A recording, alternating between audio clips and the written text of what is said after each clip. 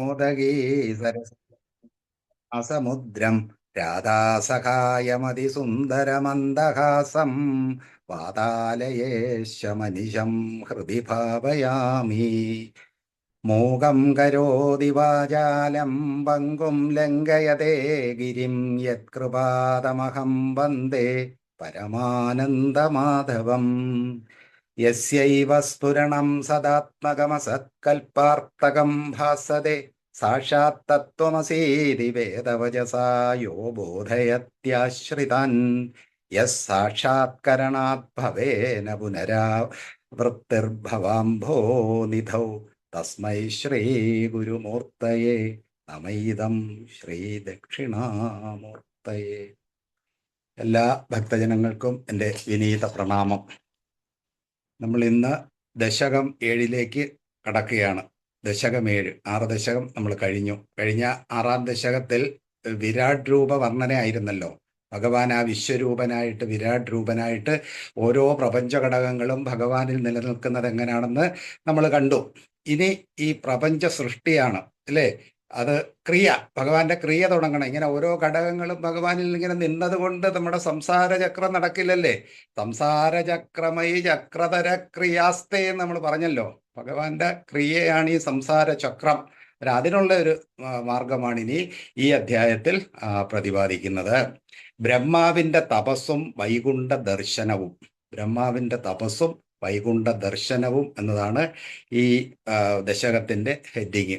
ഇതിൽ ഉപയോഗിച്ചിരിക്കുന്ന വൃത്തം ശാർദൂല വിക്രീഡിതം എന്ന വൃത്തമാണ്. നാരായണീയത്തിൽ അത് കൂടെ ഉപയോഗിക്കാറുണ്ട്. ശാർദൂല വിക്രീഡിതം 19 അക്ഷരം വരുന്ന ഒരു വൃത്തമാണ്.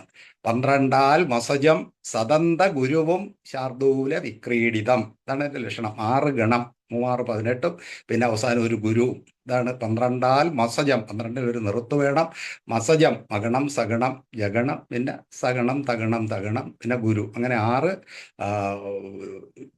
ഇത് ഗണവും പിന്നെ ഒരു ഗുരുവും കൂടെ ചേർക്കുമ്പോൾ 19 അക്ഷരം. അതാണ് ശാർദൂല വിക്രീഡിതം.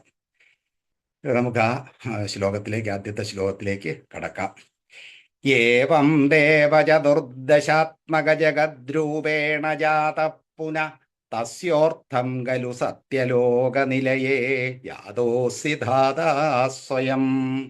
യം ശംസന്തി ഹിരണ്യഗർഭം അഖിലത്രൈലോക്യ ജീവാത്മകം യോ ഭൂസ്ഥിതരജോ വികാര വികസൻ നാനാസു തൃക്ഷാരസ. ഏവം ദേവ ചതുർദശാത്മക ജഗത് രൂപേണ. അതാണ് ചതുർദശാത്മക ജഗദ്രൂപേണ ജാതഃ പുനഃ തസ്യോർത്ഥം. പുനഃ തസ്യോർത്ഥം, ഊർത്ഥം, തസ്യ ഊർത്ഥം, തസ്യോർത്ഥം ഖലു സത്യലോകനിലയേ ജാതഃ അസി ജാതോസി ജാതഃ അസി ധാതാ സ്വയം. ഇതാണ് ആദ്യത്തെ 2 വരി. ഏവം ദേവ, അല്ലയോ ദേവ, ഗുരുവായൂരപ്പനെ വിളിക്കുകയാണ്. അല്ലയോ ദേവ, ഏവം ഇപ്രകാരം, അതായത് കഴിഞ്ഞ ദശകത്തിൽ പറഞ്ഞ പ്രകാരം. ഇപ്രകാരം എന്താണ് കഴിഞ്ഞ ദശകത്തിൽ പറഞ്ഞത്? ചതുർദശാത്മക ജഗദ്രൂപേണ ജാത. ഭഗവാൻ ആ ചതുർദശം എന്ന് വെച്ചാൽ 4 ദശം 10, 14 ആത്മക ജഗത് രൂപമായിട്ട് മാറി. അതാണ് നമ്മൾ വിരാട് പുരുഷനായിട്ട് കണ്ടത്. 14 ലോകമായിട്ട് ഭഗവാൻ നിൽക്കുകയും പിന്നെ ആ ജഗതാശ്രിതങ്ങളായിട്ടുള്ള മറ്റു പ്രപഞ്ചഘടനകളെയൊക്കെ ചേർത്തുള്ള വർണ്ണനയായിരുന്നല്ലോ വിരാട് രൂപ വർണ്ണന. അതാണ് ആദ്യം പറയുന്നത്. ഏവം ദേവ ചതുർദശാത്മക, ആ 14 ലോകം സ്വരൂപനായിട്ട് ആത്മക ജഗത് രൂപേണ, അങ്ങനെയുള്ള ആ ജഗത്തിന്റെ രൂപത്തിൽ ജാതഹ, അങ്ങ് ജാതനായല്ലോ. അതാണ് നമ്മൾ കണ്ടത്. പുനഃ, അതിന് ശേഷം എന്ത് സംഭവിച്ചു എന്ന് പറയാണ്. തസ്യ ഊർദ്ധം. തസ്യ എന്ന് പറഞ്ഞാൽ ആ വിരാട് രൂപത്തിന്റെ, ആ നേരത്തെ പറഞ്ഞ 14 ലോകങ്ങൾ ഉൾപ്പെടെയുള്ള ആ വിരാട് രൂപത്തിന്റെ, അതാണ് തസ്യ, അതിന്റെ ഊർദ്ധം. ഊർദ്ധം വെച്ചാൽ മുകളിൽ, ഏറ്റവും മുകളിൽ. ഖലു സത്യലോകനിലയേ ജാതോസി ധാതാ സ്വയം. നമ്മളവിടെ കണ്ടല്ലോ, ശിരസ് എന്ന് പറയുന്നത് ഭഗവാന്റെ സത്യലോകമാണെന്ന് നമ്മൾ വിരാട് രൂപനി പറഞ്ഞല്ലോ. വിശ്വരൂപന്റെ ശിരസാണ് സത്യലോകം. അതാണ് ഇവിടെയും പറയുന്നത്. തസ്യോർത്ഥം, ആ ഈ വിശ്വരൂപന്റെ ഏറ്റവും മുകളിൽ ഊർദ്ധഭാഗത്ത് സത്യലോക നിലയെ, ആ സത്യലോകത്ത്, അതായത് ശിരസിലാണ്, വിശ്വരൂപന്റെ ശിരസാണ് സത്യലോകം. ആ ശിരസിൽ ജാതോസി ധാതാ സ്വയം, ഭഗവാൻ തന്നെ ധാതാവായിട്ട്, ധാതാവ് എന്ന് പറയുന്നത് ഇവിടെ ബ്രഹ്മാവാണ്. ബ്രഹ്മാവാണല്ലോ സൃഷ്ടി നടത്തുന്നത്. പ്രപഞ്ച മനസ്സായിരിക്കുന്ന ആ ബ്രഹ്മാവ്, മനസ്സ് വേണമല്ലോ. സങ്കല്പമാത്രേണ പരമേശ്വര സസർജ സർവം. അങ്ങനെ ആ മനസ്സ് ഉണ്ടാകണം. ആ മനസ്സിന്റെ ഭാവത്തിൽ ബ്രഹ്മാവ്, ഈ ബ്രഹ്മാവായിട്ട് ഭഗവാൻ സത്യലോകത്തിൽ പ്രവേശിച്ചു എന്ന് പറയുക. ഏവം ദേവ ചതുർദശാത്മക ജഗദ്രൂപേണ ജാതനായിട്ട് അതിനുശേഷം തസ്യോർത്ഥം, ആ വിരാട് പുരുഷ രൂപത്തിന്റെ ഊർദ്ധം, മുകളിൽ, കലു അല്ലോ എന്നുള്ള അർത്ഥത്തിൽ സത്യലോക നിലയെ, അതാണ് നമ്മളിപ്പം ബ്രഹ്മാവിന്റെ ലോകമായിട്ട് പറയുന്നതല്ലേ സത്യലോകം. അവിടെ ഭഗവാൻ പ്രവേശിക്കുകയാണേ. സത്യലോക നിലയെ ജാതഃ അസി ധാതാ സ്വയം. ഭഗവാൻ തന്നെയാണ് ബ്രഹ്മാവായിട്ട് മാറുന്നത്. ഈ ത്രിമൂർത്തി സങ്കല്പങ്ങളൊക്കെ ഉണ്ടെങ്കിലും സകല സൃഷ്ടിസ്ഥിതി സംഹാരങ്ങളൊക്കെ നടത്തുന്നത് ഭഗവാൻ തന്നെ. ഗുരുവായൂരപ്പൻ തന്നെയാണ് ഈ പരമാത്മഭാവത്തിൽ ഇവിടെ പറയുന്നത്. അതുകൊണ്ട് ആ ബ്രഹ്മസ്വരൂപമായിട്ട് അങ്ങ് ആ സത്യലോകത്തിൽ എന്ത് ചെയ്തു? ധാതാ സ്വയം അവിടെ കടന്നു. അതാണ് പറയുന്നത്. തസ്യോർത്ഥം ഖലു സത്യലോക നിലയെ ജാതോസി, ജാതഹാസി, അവിടെ ജനിച്ചു എന്ന് പറയാണ്. ജാതഹാസി ധാതാ സ്വയം ധാതാ ജാതോസി, സ്വയമേ തന്നെ, തനിയെ തന്നെ ധാതാവെന്ന രൂപത്തിൽ, അതായത് പോറ്റുന്നവൻ എന്നൊക്കെയാണല്ലോ ധാതാവിന്റെ അർത്ഥം. നിലനിർത്തുന്നവൻ, സ്ഥിതി, സംഹാരം, സൃഷ്ടി, ഇതെല്ലാം ബ്രഹ്മാവിന്റെ ആണല്ലോ സൃഷ്ടി. അതുകൊണ്ട് ആ ബ്രഹ്മഭാവത്തിൽ ഈ സത്യലോക നിലയത്തിൽ ജാതഹ അസി, ഭഗവാൻ തന്നെ അങ്ങനെ ആയി എന്ന് പറയാണ്. അതാണ് ആദ്യത്തെ രണ്ടു വരി. ഏവം ദേവചതുർദശാത്മക ജഗദ്രൂപേണ ജാത പുന തസ്യോർത്ഥം ഖലു സത്യലോക നിലയേ ജാതോസി ധാതാ സ്വയം യം ശംസന്തി ഹിരണ്യഗർഭം അഖിലത്രൈലോക്യ ജീവാത്മകം. ഇനി ആ ബ്രഹ്മാവിന്റെ നിർവചനം പറയാണ്. അഖിലത്രൈലോക്യ ജീവാത്മകം. ഈ ത്രൈലോക്യം എന്ന് വെച്ചാൽ മൂന്ന് ലോകം എന്ന് പറഞ്ഞാൽ ഈ 14 ലോകമുണ്ടേ. ഈ 14 ലോകത്തിൻ്റെയും ജീവസ്വരൂപമായിട്ടിരിക്കുന്നത്, അതാണ് പ്രപഞ്ച മനസ്സെന്ന് പറയുന്ന ആ ജീവഭാവത്തിൽ ബ്രഹ്മാവ്. അതാണ് ജാതോസി ധാതാസ്വയം യം ശംസന്തി ഹിരണ്യഗർഭം. ആ ബ്രഹ്മാവിനെയാണ് നമ്മൾ ഹിരണ്യഗർഭൻ എന്ന് പറയുന്നത്. യം ഏതൊന്നിനെയാണോ ശംസന്തി പറയുന്നു, എന്താണ് ഹിരണ്യഗർഭൻ. അതെന്താണ്? അഖിലത്രൈലോക്യ ജീവാത്മകം. ഈ കാണുന്ന ത്രിലോകത്തിൻ്റെയും, ഭൂമി സ്വർഗം പാതാളം അല്ല, ഈ 14 ലോകത്തിൻ്റെയും ജീവനായിട്ടിരിക്കുന്ന, അല്ലെങ്കിൽ ആ ചൈതന്യ സ്വരൂപമായിട്ടിരിക്കുന്ന ആ ഹിരണ്യഗർഭനാണ് ഈ ധാതാവ്. ഭഗവാൻ തന്നെയാണത്. അതാണ് യം ശംസന്തി ഹിരണ്യഗർഭം അഖിലത്രൈലോക്യ ജീവാത്മകം. 3 ലോകത്തിൻ്റെയും ജീവസ്വരൂപമായിരിക്കുന്ന ആ ധാതാവിനെ ഹിരണ്യഗർഭൻ എന്ന് ശംസന്തി പറയുന്നു. യോഭൂത് സ്ഫീത രജോവികാര വികസൻ യഹ അഭൂത്. ഏതൊന്നാണോ അഭൂത് ആയി തീർന്നത്, എങ്ങനെ? സ്ഫീത രജോവികാര വികസൻ. ആ ഹിരണ്യഗർഭൻ എന്ത് ചെയ്തു? അതിൻ്റെ ആ രജോ ഗുണം വർദ്ധിപ്പിച്ച്, അതിന് സത്വഗുണവും രജോ ഗുണവും ഉണ്ട്. അതിൽ ആ രജോ ഗുണത്തിന്റെ വർധനം, അതാണ് സ്ഫീതം, സമ്പുഷ്ടമായിരിക്കുന്ന ആ രജോ ഗുണം. അതാണ് രജസാണല്ലോ ഇനി സൃഷ്ടി നടത്തേണ്ടത്. ആണ് രജ കർമ്മണി ഭാരത എന്നൊക്കെ ഗീത പറയത്തില്ലേ. ആ രജോ ഗുണത്തിലാണ് കർമ്മം ഇരിക്കുന്നത്. അന്നേരം ഇനി ബ്രഹ്മാവിന് കർമ്മമാവേണ്ട ക്രിയ, ആ ക്രിയ ചെയ്യാൻ വേണ്ടി രജോ ഗുണം വികസിപ്പിച്ചു എന്ന് പറയുകയാണ്. അതാണ് സ്ഫീത രജോ വികാരൻ. ആ സമ്പുഷ്ടമായിരിക്കുന്ന രജോ വികാരം വികസതായിട്ട്, വികസൻ അത് വികസിപ്പിച്ചവനായിട്ട് നാനാസൃഷ്ടാരസ, നാനാസൃഷ്ട, പലതരത്തിലുള്ള പ്രപഞ്ചത്തിൽ എന്തെല്ലാം സൃഷ്ടികളുണ്ടല്ലേ. പേരായിരം പ്രതിഭയായിരം ഇങ്ങിവറ്റിൽ ആരാലെഴും വിഷയമായിരമാം പ്രപഞ്ചം. അങ്ങനെ ആയിരക്കണക്കിന് നാനാത്വമുള്ള ആ സൃഷ്ടി നടത്താൻ ശുശ്രൂഷാരസ, ആ ബ്രഹ്മാവിന് ശുശ്രൂഷ എന്ന് വെച്ചാൽ സൃഷ്ടി നടത്താനുള്ള ആ രസം കൊണ്ട് പലതരത്തിലുള്ള സൃഷ്ടി അല്ലേ. നേരത്തെ നമ്മൾ ചെറുപനി കണ്ടത് ഒരു ഏകദേശ രൂപമല്ലേ. ഇങ്ങനെ അതിനെ തന്നെ പലതായിട്ട് വികസിപ്പിക്കുന്നതിനുള്ള രസം, അതാണ് നാനാ ശുശ്രൂഷാരസ. ശുശ്രൂഷ എന്ന് വെച്ചാൽ സൃഷ്ടി. അതിലുള്ള ആ രസം കൊണ്ട് ബ്രഹ്മാവ് എന്ത് ചെയ്തു? ഹിരണ്യഗർഭൻ യോ അഭൂത് സ്ഫീത രജോവികാര വികസൻ. ഈ രജോ ഗുണങ്ങളെയൊക്കെ വർദ്ധിപ്പിച്ചിട്ട് ആ സൃഷ്ടി രസികനായി മാറി എന്നാണ് പറയുന്നത്. ഈ ഭഗവാൻ തന്നെയാണ് ബ്രഹ്മാവായിട്ട് ഈ സൃഷ്ടി പ്രക്രിയയിൽ രസികനായി മാറിയത്. അതാണ് ആദ്യത്തെ ശ്ലോകം. ഏവം ദേവചതുർദശാത്മക ജഗദ്രൂപേണ ജാത പുന തസ്യോർത്ഥം ഖലു സത്യലോകനിലയേ യാതോസി ധാതാ സ്വയം ജാതഃ അസി ധാതാ സ്വയം സ്വയം ധാതാ ജാതഃ അസി യം ശംസന്തി ഹിരണ്യഗർഭം. ഏതൊന്നിനെയാണോ ഹിരണ്യഗർഭൻ എന്ന് പറയുന്നത്? അഖിലത്രൈലോക്യ ജീവാത്മകം, ഈ മൂന്ന് ലോകത്തിൻ്റെയും ജീവസ്വരൂപമായിരിക്കുന്ന ആ ഹിരണ്യഗർഭൻ യോഭൂത്, അതിങ്ങനെ മാറി. അത് എന്താണ് ആയിട്ട്? സ്ഫീതരജോ വികാര വികസൻ. ആ രജോ ഗുണമൊക്കെ അങ്ങോട്ട് വർദ്ധിപ്പിച്ച് പലതരത്തിലുള്ള സൃഷ്ടി ചെയ്യാനുള്ള ആ രസം ഉൾക്കൊണ്ടുകൊണ്ട് ആ ഹിരണ്യഗർഭൻ ഇരിക്കുകയാണ്. അതാണ് ആദ്യത്തെ ശ്ലോകത്തിന്റെ താല്പര്യം. ഇതിലും നേരത്തെ പറഞ്ഞ കണക്ക് സംശയമൊക്കെ ഉള്ളത് എഴുതി വെക്കണം. നമുക്ക് ഇതിന്റെ ഇടയ്ക്ക് ഡിസ്കസ് ചെയ്യാൻ സമയമില്ല. അതുകൊണ്ട് ഇതെല്ലാം എഴുതി കുറിച്ച് വെച്ച് അവസാനം നമുക്കത് വ്യക്തമാക്കാം.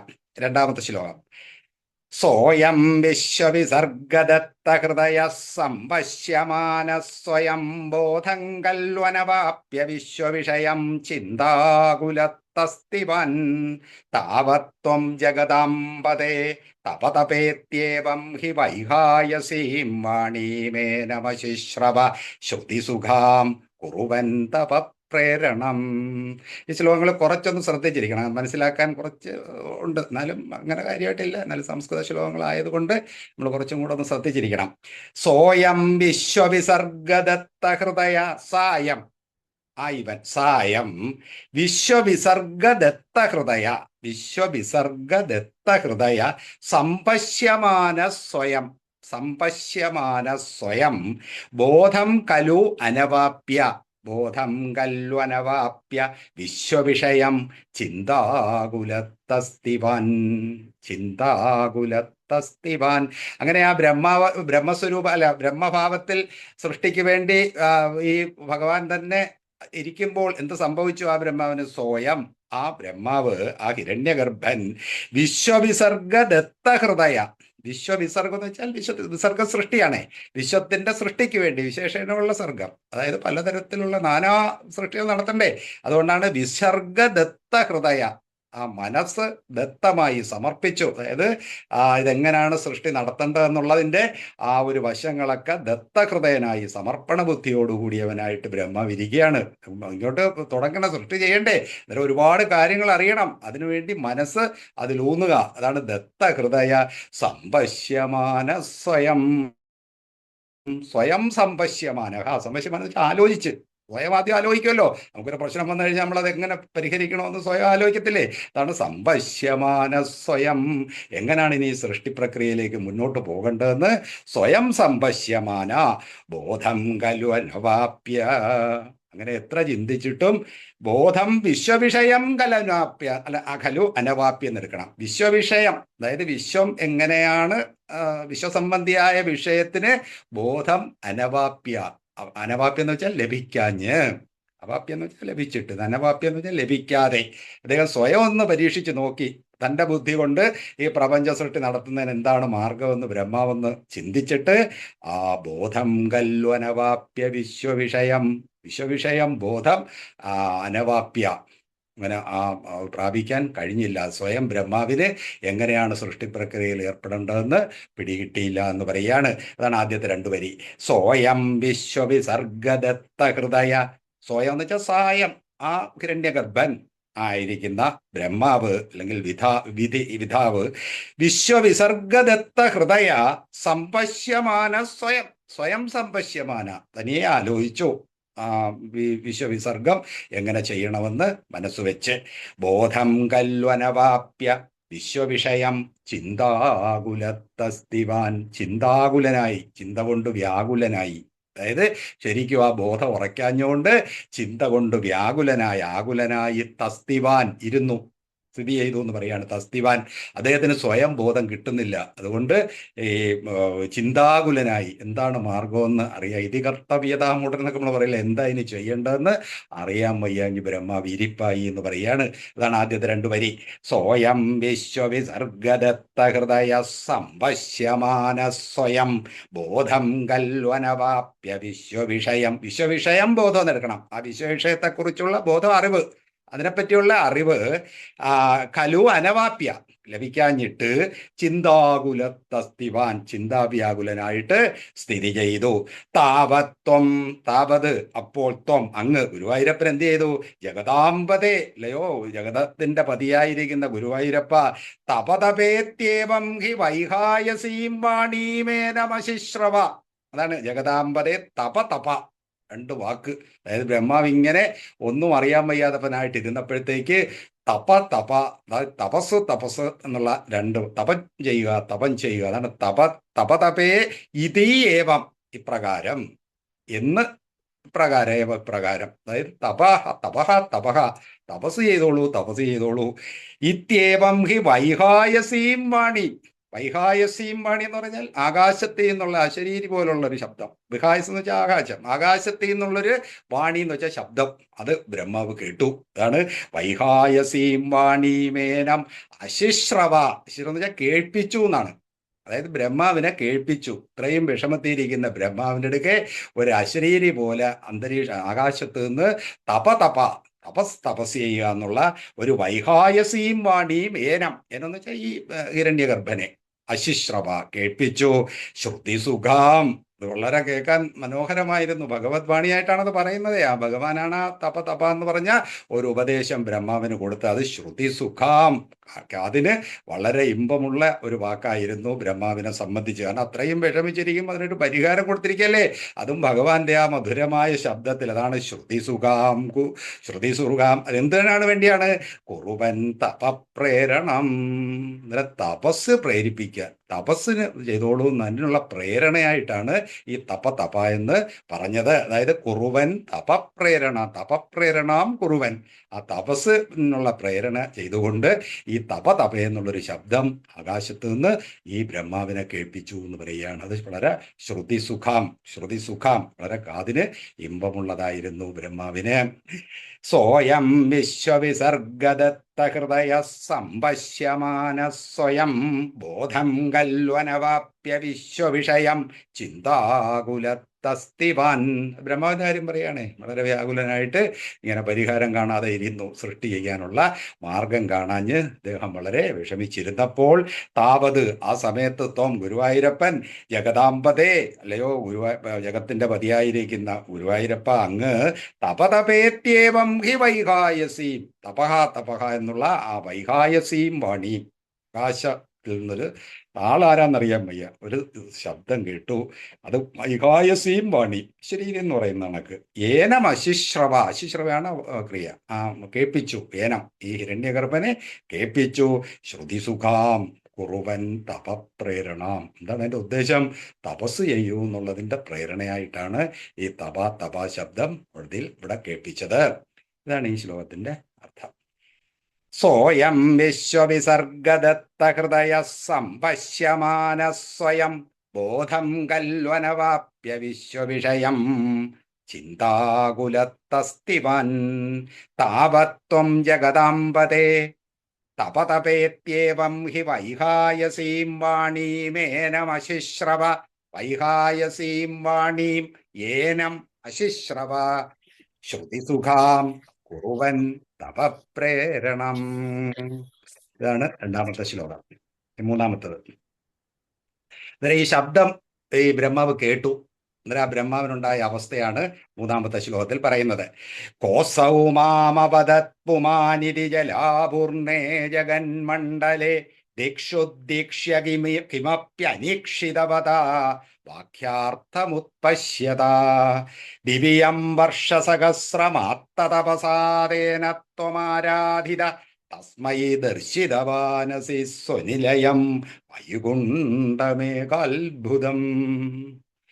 കോസൗ മാമവദത് പുമാനിതി ജലാപൂർണേ ജഗന്മണ്ഡലേ ക അസൗ മാം അവദത് ക അസൗ പുമാൻ. ഏത് പുമാൻ ഇതി ജലാപൂർണേ ജഗന്മണ്ഡലേ ദിക്ഷ ഉദ്ദീക്ഷ്യ കിമപി അനീക്ഷിതവത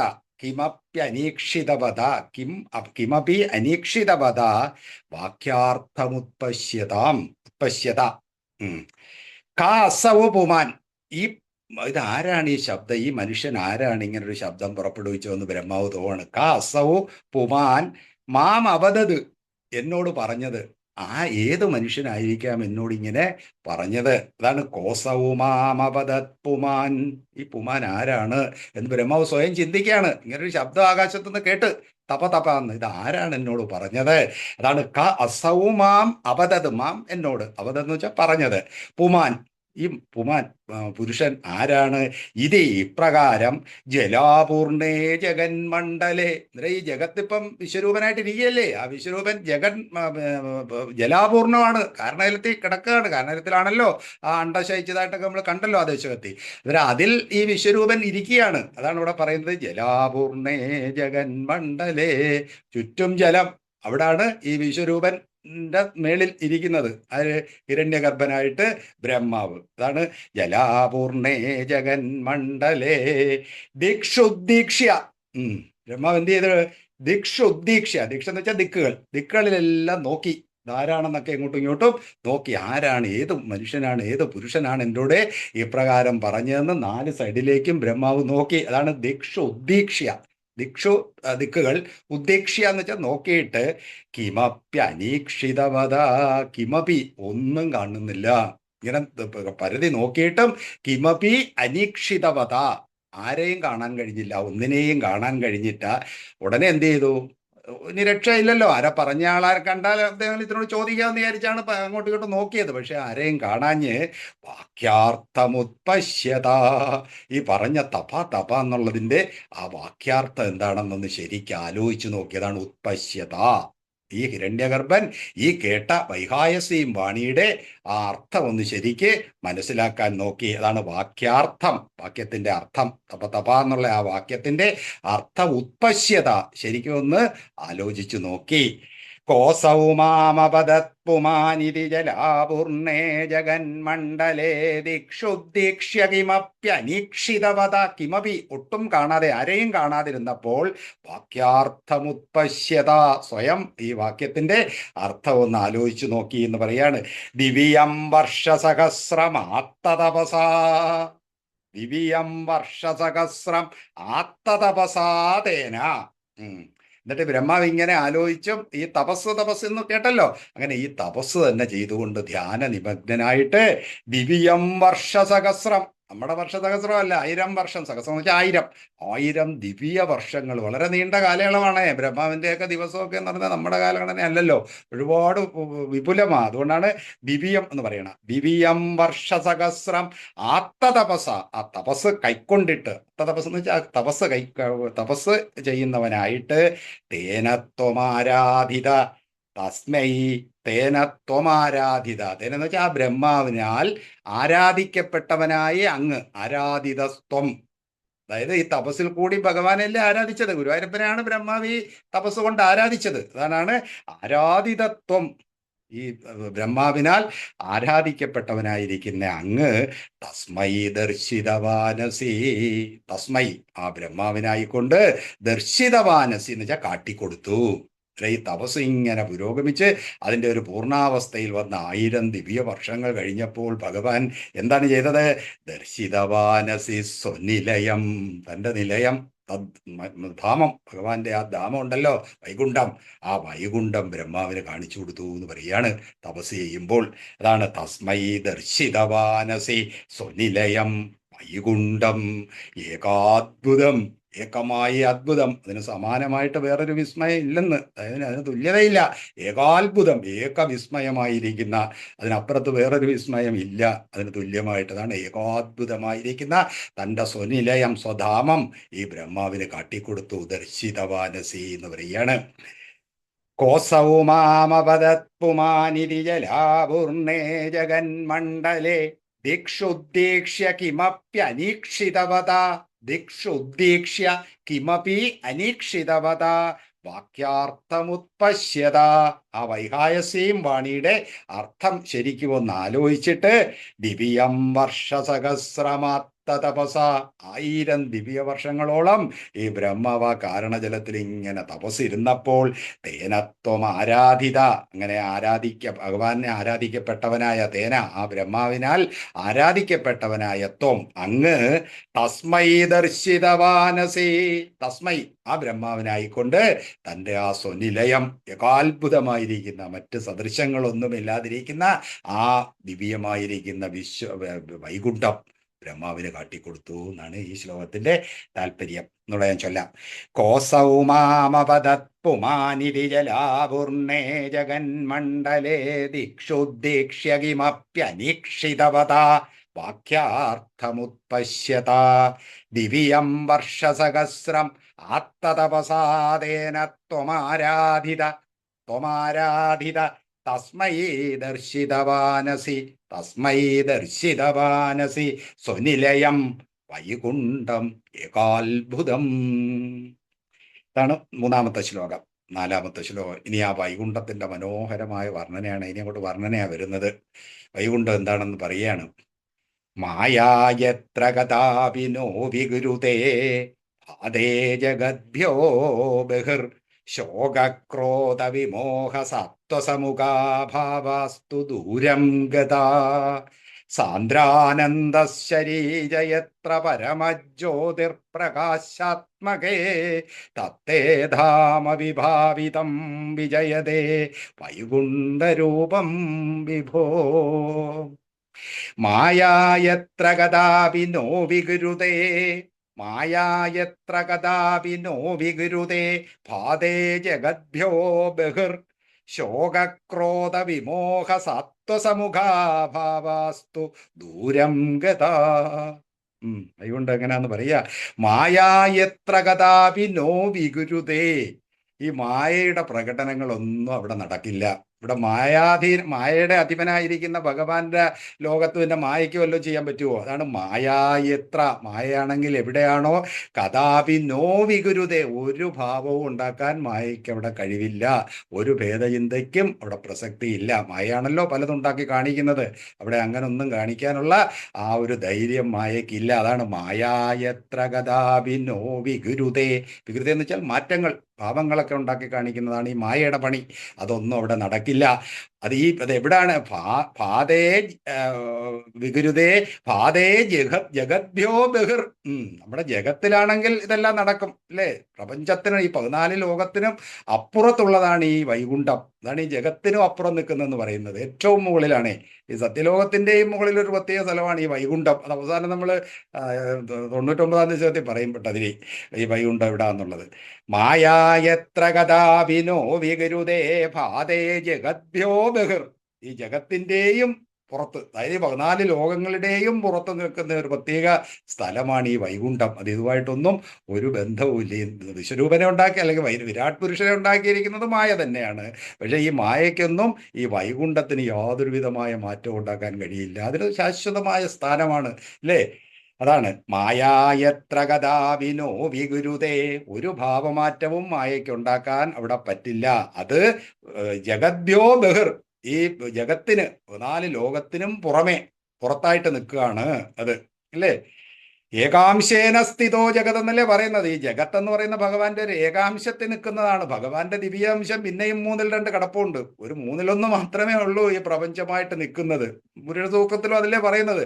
ആ ഭൂമിയും വിശദോ വൃത്വ അത്യധിഷ്ഠ ദശാങ്കുലം എന്നൊക്കെ നമ്മൾ പുരുഷ സൂക്തത്തിൽ പറയത്തില്ലേ? അതായത് പിന്നെയും 10 അങ്കുലം പുറത്താ നിൽക്കുന്നത് ഈ ജഗത്ത് കഴിഞ്ഞിട്ട്. അതുകൊണ്ടാണ് ഭാതേ ജഗദ്ഭ്യോ ബഹുർ. അവിടെയൊക്കെയാണ് ഈ വൈകുണ്ഠം ഇരിക്കുന്നത്, ആ ഭഗവാന്റെ ദിവ്യഭാവത്തിൽ. അത് ജഗത്തിനും പുറത്താണ് പ്രകാശിക്കുന്നത്. ഭാതേ അവിടെ എന്താണ്? ശോകക്രോധ വിമോഹ സത്വസമുഖാഭാവാസ്തു ദൂരംഗത. അടുക്കത്ത് പോലുമില്ല. നമ്മുടെ നാട്ടിലാണ് ഈ ഭാവങ്ങളൊക്കെ ഉള്ളത്. ശോകം, ക്രോധം, വിമോഹം, മൗഢ്യം, വിമോഹം എന്ന് പറഞ്ഞ അജ്ഞാനം ഒക്കെ ഉള്ള വിമോഹം, സാത്വസം ഭയം. സാത്വസം എന്ന് വെച്ചാൽ ഭയമാണ്. ഈ ഭാവങ്ങളൊക്കെ പലതുണ്ടെങ്കിലല്ലേ ഭയക്കാനുള്ളൂ. ഈ പറഞ്ഞതെല്ലാം ഈ ഭേദചിന്ത കൊണ്ടുണ്ടാകുന്നതാണ്. അവിടെ അങ്ങനെ ഒരു ഭേദചിന്തയ്ക്ക് ഇതില്ല. അതുകൊണ്ടാണ് ശോകക്രോധ വിമോഹ സത്വസമുഖ, ആ ഭാവങ്ങളെല്ലാം തുടങ്ങിയ ഭാവങ്ങൾ ഭാവാസ്തു ദൂരം ഗത, വളരെ ദൂരെ എന്ന് പറഞ്ഞാൽ അടുത്ത് പോലും ഇല്ലെന്ന്. ഈ ഭാവങ്ങളൊക്കെ നമ്മുടെ ജഗത്തിലേ ഉള്ളൂ. വൈകുണ്ഠത്തിൽ ചെന്ന് കഴിഞ്ഞാൽ അവിടെ ശോകമോ ക്രോധമോ വിമോഹമോ സാത്വസമോ തുടങ്ങിയ ഒരു ഭാവങ്ങളും അവിടെ കാണാനില്ല. ഭാവാസ്തു ദൂരം ഗത എന്ന് പറയുകയാണ്. അതാണ് വൈകുണ്ഠത്തിന്റെ പ്രത്യേകത. അതാണ് ആദ്യത്തെ രണ്ടു വരി. മായായത്ര ഗതാ വിനോ വിഗുരുതേ ഭാതേ ജഗദ്ഭ്യോ ബഹിർ ഭാതേ ജഗദ്ഭ്യോ ബഹിർ ഭാതേ. വൈകുണ്ഠം അതാണ്. ഈ 14 ലോകത്തിൻ്റെയും പുറത്താണ് നിൽക്കുന്നത്. അതുകൊണ്ട് അവിടെ ഈ പ്രപഞ്ച സൃഷ്ടിക്ക് സംഭവിക്കുന്ന മായാഗുണങ്ങളൊന്നും അവിടെ ഇല്ല. ശോകക്രോധ വിമോഹ സത്വസമുഖാഭാവാസ്തു ഭാവാതു, അതാണ് ഭാവാസ്തു. ഭാവങ്ങളാകട്ടെ ദൂരംഗത, വളരെ ദൂരെയാണ്, അക്കലെയാണെന്നോ ഈ വൈകുണ്ഠം. ഞാൻ താഴെ വരണ്ടേ? ഭൂലോകത്ത് അല്ല, ഈ മറ്റ് ലോകങ്ങളിൽ വന്നാൽ മാത്രമേ ആ ഭാവങ്ങളൊക്കെ കാണാൻ പറ്റൂ. അതുകൊണ്ടാണ് ദൂരംഗത. അവിടെ എന്താണ് ഉള്ളത്? സാന്ദ്രാനന്ദശ്ശരീ, സാന്ദ്രാനന്ദശ്ശരീ, സാന്ദ്രമായ ആനന്ദത്തിന്റെ പ്രവാഹം മാത്രമേ അവിടെ ഈ വൈകുണ്ഠത്തിലുള്ളൂ. ആനന്ദമെന്ന ഒറ്റ ഭാവം മാത്രം. അതാണ് സാന്ദ്രാനന്ദശരീരയത്ര പരമജ്യോതിർപ്രകാശാത്മകേ. പരമജ്യോതി, ഇവിടെ പ്രകാശം അല്ലേ? നമുക്കൊക്കെ ഇവിടെ പ്രകാശം കിട്ടണമെങ്കിൽ സൂര്യൻ ഉദിക്കണം. അവിടെ സൂര്യന്റെ ഒക്കെ അപ്പുറത്തുള്ള പ്രകാശം എപ്പോഴും ജ്യോതി സ്വരൂപമായിട്ടിരിക്കുകയാണ് വൈകുണ്ഠം. അതായത് ഇരുട്ടിന്റെ ഒരു ലാഞ്ചന പോലും അവിടെ ഇല്ല അല്ലേ? നതത്ര സൂര്യോഭാതി ന ചന്ദ്രതാരകം എന്നൊക്കെ ഉപനിഷത്ത് പറയില്ലേ? അതായത് അവിടെ സൂര്യനെ ഇതിനെല്ലാം പ്രകാശിപ്പിക്കുന്നത് ഈ പരമാത്മ ചൈതന്യമാണ്. അതുകൊണ്ട് സൂര്യകുളത്തിനുമൊക്കെ അവിടെ ഒന്നും ചെയ്യാൻ പറ്റില്ല. ഇതൊക്കെ വെറും മിന്നാമിനുങ്ങളായിട്ട് അവിടെ നിൽക്കാനേ കഴിയൂ. അതാണ് പറയുന്നത് സാന്ദ്രാനന്ദശരീരയത്ര പരമജ്യോതിർപ്രകാശാത്മകേ. ആ പരമമായിരിക്കുന്ന ജ്യോതി പ്രകാശസ്വരൂപമായിരിക്കുന്ന അവിടെ ഇതെന്താണ്? സാന്ദ്രാനന്ദശരി മാത്രമേ ഉള്ളൂ. ആ സാന്ദ്രമായ ആനന്ദത്തിന്റെ പ്രവാഹം മാത്രമാണ് വൈകുണ്ഠത്തിലുള്ളത്. സാന്ദ്രാനന്ദശരീരയത്ര പരമജ്യോതിർപ്രകാശാത്മകേ തത്തേ ധാമ വിഭാവിതം.